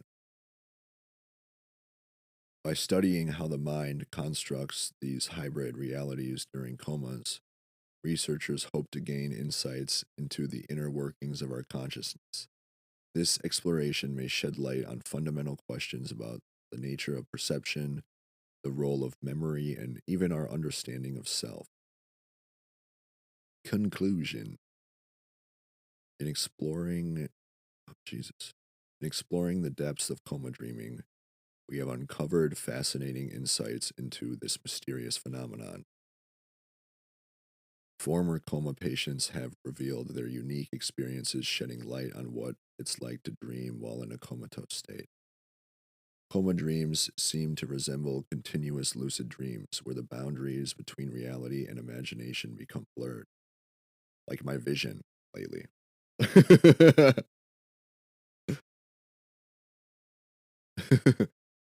These dreams possess distinct characteristics that set them apart from regular dreaming. They often exhibit an interplay between reality and imagination, creating a surreal and ethereal experience for those trapped in a coma. The duration and depth of these dreams can vary greatly, with some patients reporting vivid and lifelike scenarios that feel indistinguishable from waking life. Despite the enigma surrounding coma dreams, research has begun to unravel their true nature. By delving into the mysteries of neuroscience and consciousness, scientists are slowly gaining a deeper understanding of what occurs within the mind during a comatose state. However, much is still unknown about this intriguing aspect of human cognition. As we delve further into the realm of coma dreaming, it becomes evident that there is more to explore and discover. By continuing to study this phenomenon, we can unlock valuable insights into the workings of our own minds during altered states of consciousness. Yeah, you heard me, God. So, if you find yourself pondering whether or not you can dream in a coma, know that there is still much to learn about this topic, especially if the simulation dissipates. The exploration of coma dreaming holds immense, or my true intention and true reason, original reason for me even coming up with the simulation idea, actually were to be part of reality exactly how I wanted it all the time, then I would actually be able to dream how I want it and explore more about the dream world. Yeah, because all of my theories and ideas have never been implemented the way I wanted them to, except for little tidbits here, little bullshit shit that doesn't really even matter.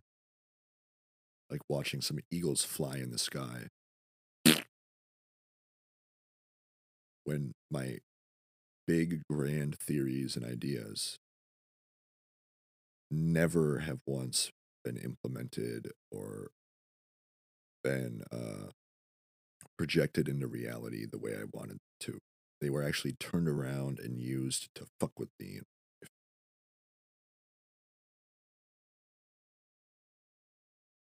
The exploration of coma dreaming holds immense potential for expanding our knowledge about human consciousness and perception. Frequently asked questions. Can everyone dream while in a coma? Not all individuals in a comatose state experience dreams. It varies from person to person based on factors such as brain activity and underlying conditions. Are coma dreams similar to regular dreams? Coma dreams possess unique characteristics that differentiate them from regular dreaming. They often involve an interplay between reality and imagination, blurring the boundaries between both realms. Can coma dreams feel like reality?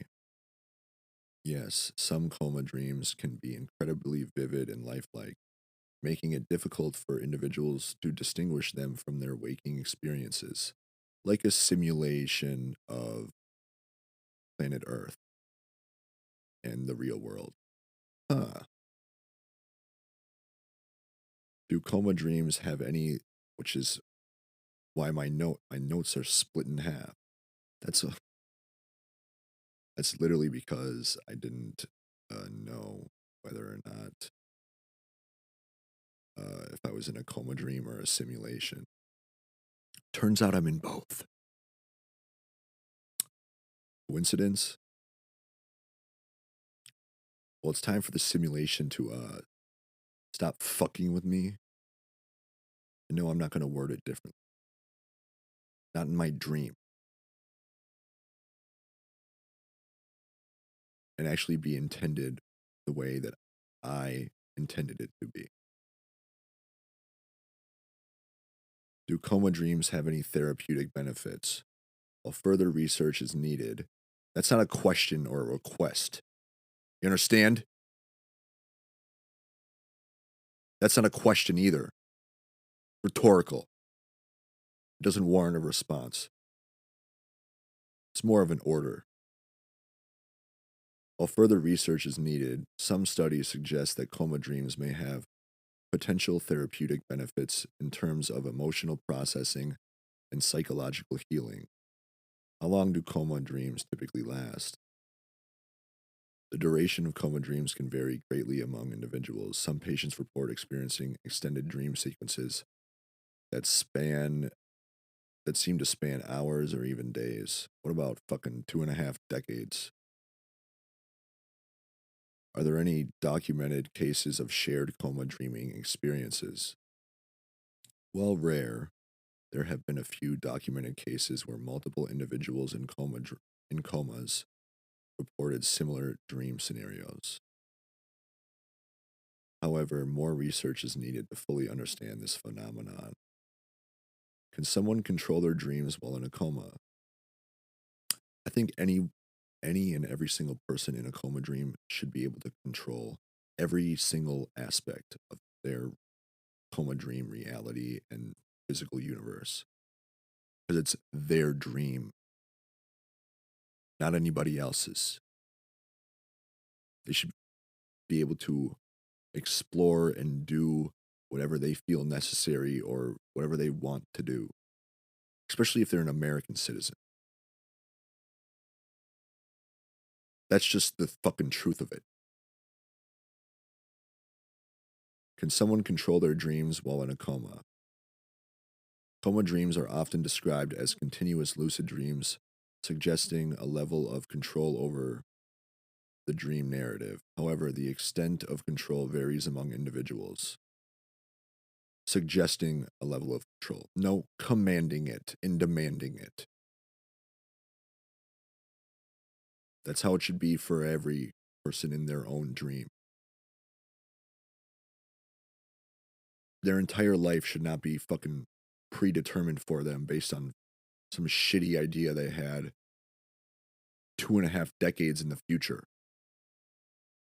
that they actually say dozens of times was a bad idea.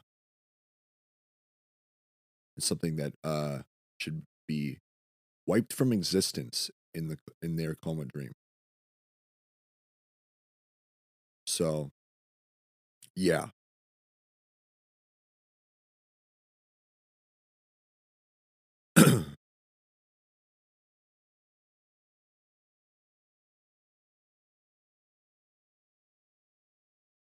Is it possible to remember coma dreams upon awakening? Remembering coma dreams upon awakening is highly subjective and varies from person to person. Some individuals may recall vivid details while others may not remember anything at all. Well, I've been here this long, so, you know, what does it fucking matter how much, my memory? I don't think that is a real fucking big conversation topic for the internet or the simulation. They really gave a shit about my memory. They would have just let a motherfucker dream based on the future timeline theory. How can studying coma dreaming contribute to scientific understanding? By studying the intricacies of coma dreaming, scientists can gain valuable insights into consciousness, perception, and the inner workings of the human mind during altered stat. Nice. Didn't even want to finish the article there. Good job.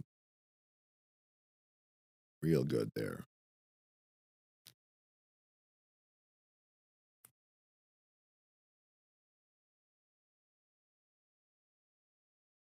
What the fuck?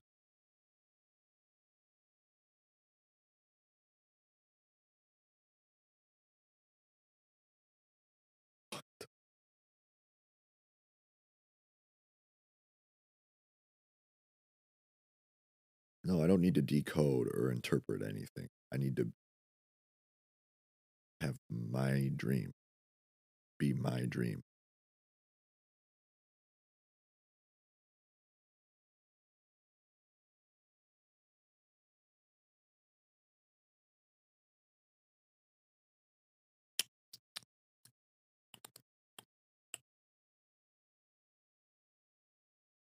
I was going to go into, I've been really trying to find an article specifying people who remember their coma dreams, but specifically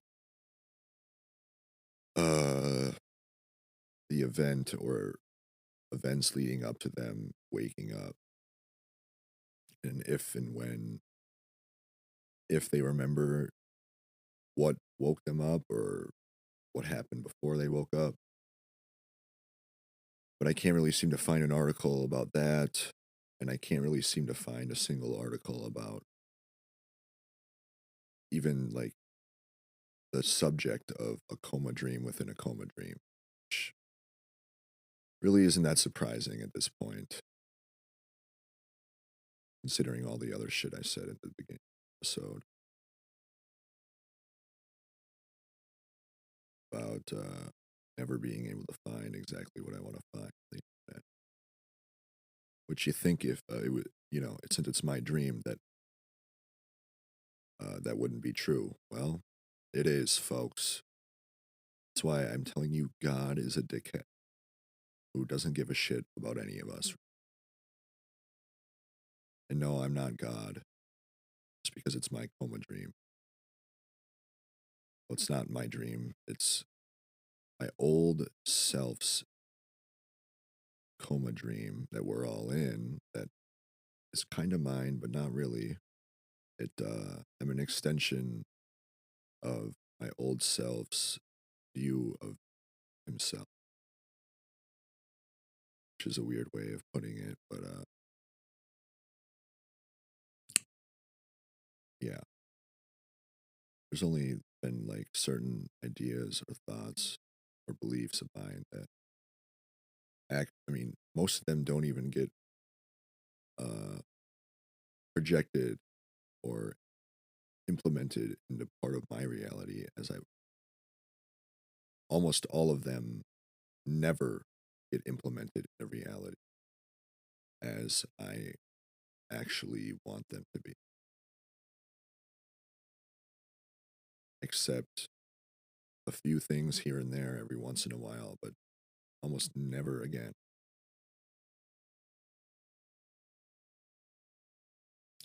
So before you come at me for whatever, just go to the Patreon and realize that God is a fucking douchebag.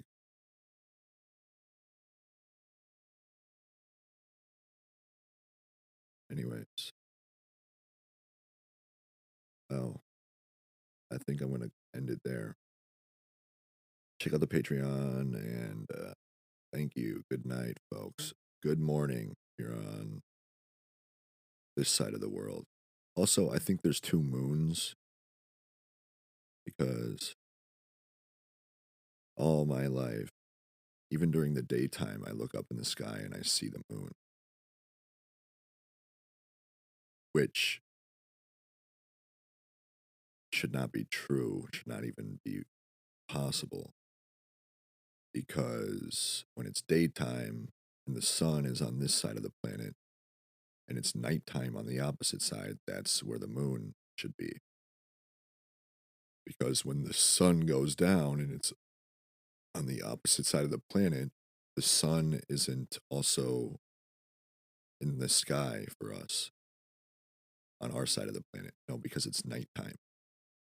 The sun is on the well, it's not, the sun doesn't change location. You know what I'm saying? The earth rotates. But day and night, I see the moon up in the sky pretty much entire life. I remember seeing it in preschool, being outside, playing around with kids. I remember seeing the moon. Middle of the day.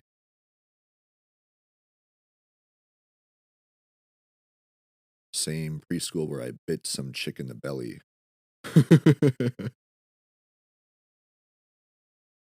And I shoved my dinosaur t-shirt in the toilet. Anyways, if you see the moon during the day on the opposite side of the planet, so I live in the United States of America, the best goddamn country in the world. The opposite side of the world would be shit. I'll look it up just for the fucking hell of it.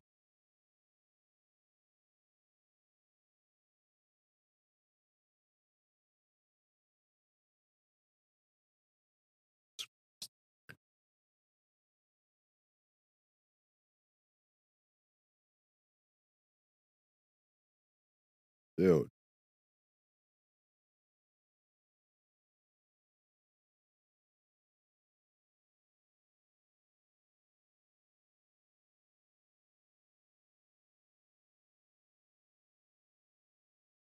planet Earth.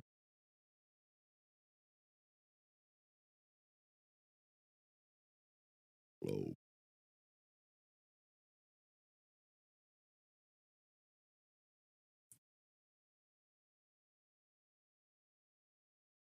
So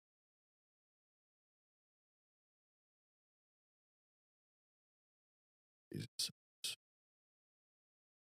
What is that? Google Earth.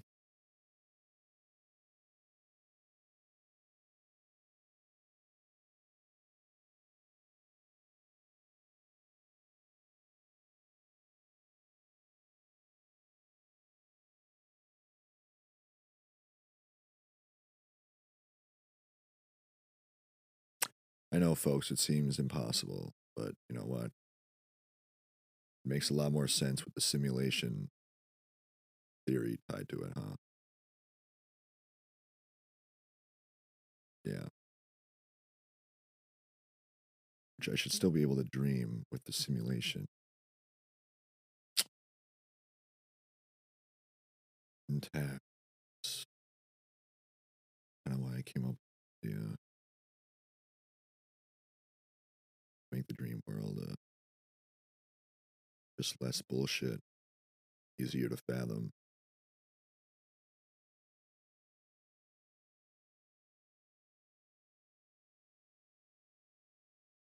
The opposite side. Minnesota.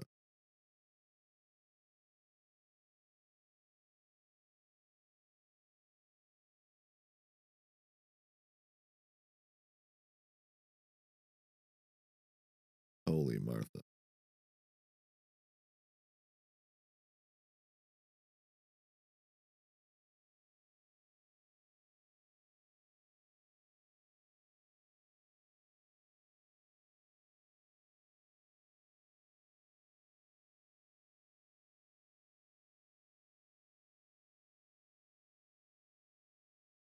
Is pretty much like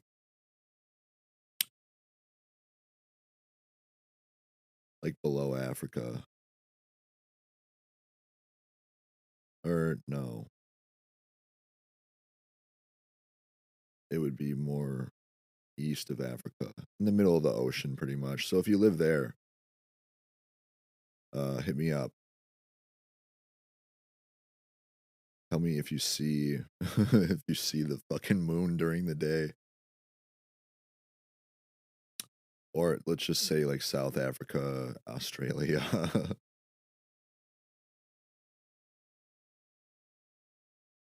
I mean, even China. Yes, I'll take a couple. If, are you even allowed to listen to podcasts in China?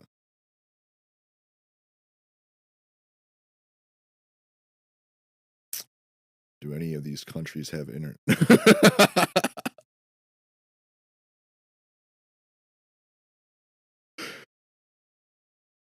I'm joking. Kinda. Well, the Middle East, they probably blew up every fucking cell phone internet tower. Probably even blew up their own satellites because they're retarded. Dun dun dun.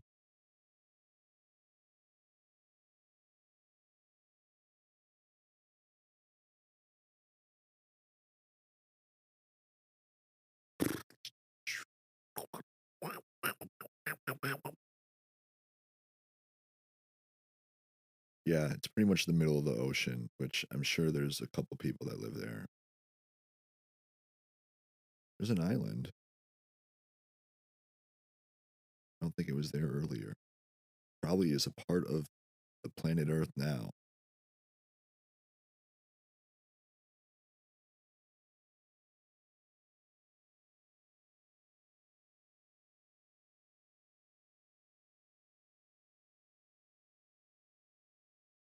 French southern and Antarctic lands. Wow.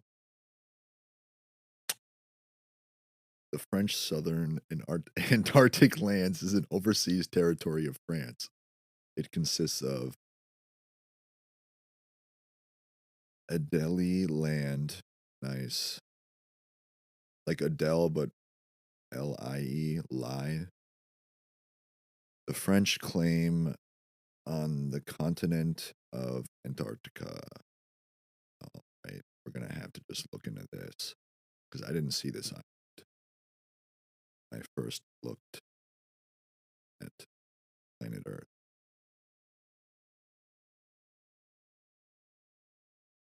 And I probably would have.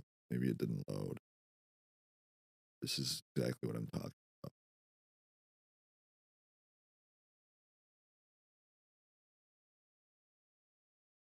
Wow, only 400 to 800 scientists live there. Let's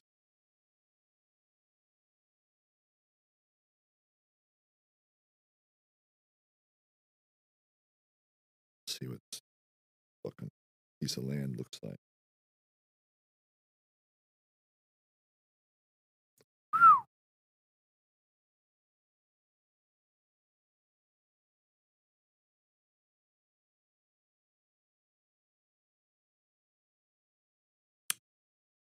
Looks beautiful.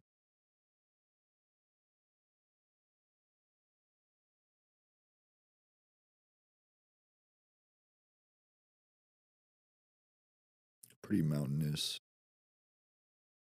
I mean, in some of these pictures, it's like ice everywhere. It's clearly winter, but some of the other pictures, it looks like it's like Hawaii or the fucking Middle East, just desert. So which one is it? Have you not really decided yet, internet?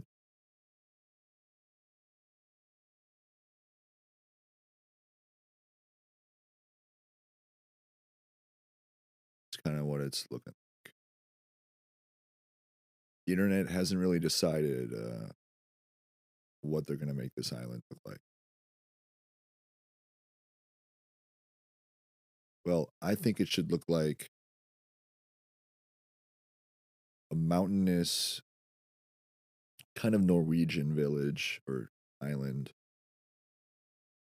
that is inhabited by a couple thousand real citizens, like real life people, not just scientists. I think people should live there. There should be a McDonald's there. We need to expand the franchising of McDonald's this, far south of the equator. Why not? There's 800 people there. They need something to eat.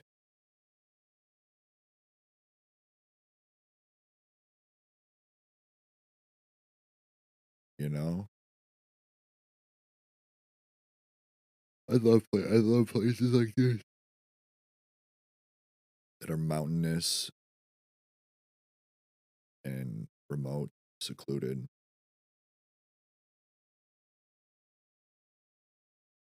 Obviously, they're remote and secluded because it's cold as shit. So, I mean, I'm not a huge fan of super super cold, but I hate hot humid shit.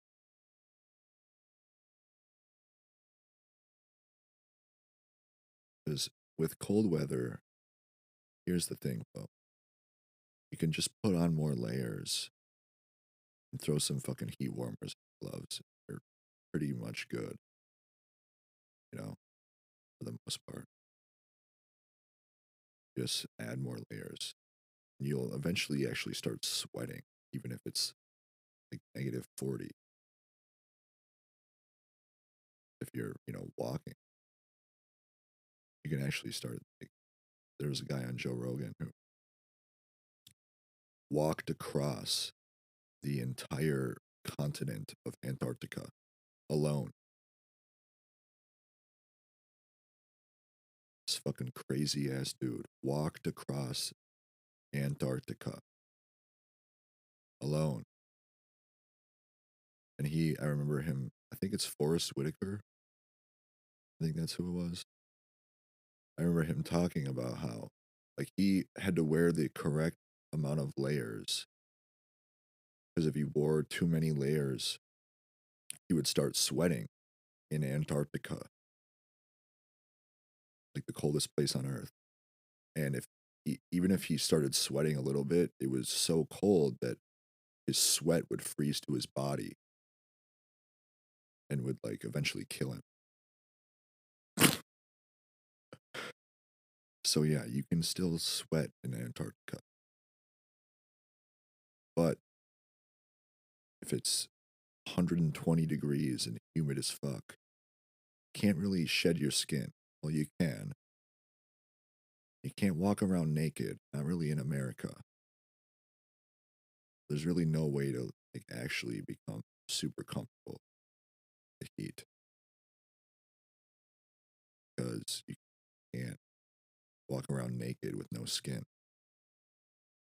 You'd probably still be pretty hot too. You'd probably be sweating a lot, even with removing your entire skin layer. So that's my point in terms of which is worse or better, hot, super hot weather, or super cold weather. Obviously, cold weather is more easier to come. Not as cold versus hot. And if you have a varying opinion on that, you're wrong. You're just wrong. All right, this is like getting, yeah. I'm gonna stop recording.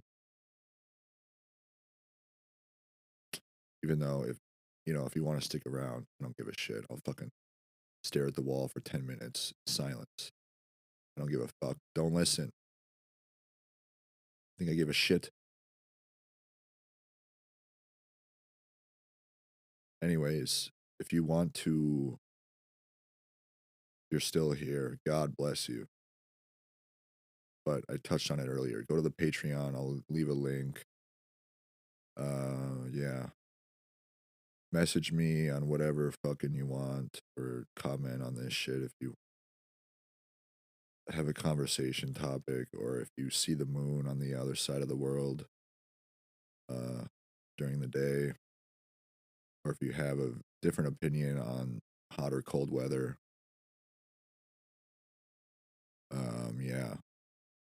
Or if you think that Michael Jordan is a better basketball player than LeBron James overall as a positional player, tell me what makes you think that. What would even possess you to have such an opinion? I get it, he's a better scorer in his prime, but positionally, like if I'm talking about all 5 positions, LeBron is clearly the GOAT. You can still put him at any position. Point guard, shooting guard, small forward, power forward, center, and he can play all of them very, very well. Michael Jordan cannot. He's not big enough. He's not tall enough. So yeah, LeBron is the GOAT. Plus, he's the only player in the NBA history to ever score 40,000 points. 40,000. I mean, I'm trying to imagine like an average. So LeBron probably has like a 28 to 32 point per game average. And he probably plays, he's probably, every season he probably sits out 10 games or so. So that's 72. We'll just go with 70 for an average, and we'll go 30 points per game. So 70 times 30 would be 2,100 every season. Yeah, 2,100 points per season. That's 2,100 times. That would be 18 seasons. Took him 8. I mean, yeah, if that's, my math. The numbers for his actual points per game, points per season might be off, obviously, but it's probably pretty close, actually. I think he's been in the league 19 years. Or 20. Doesn't matter. Who cares?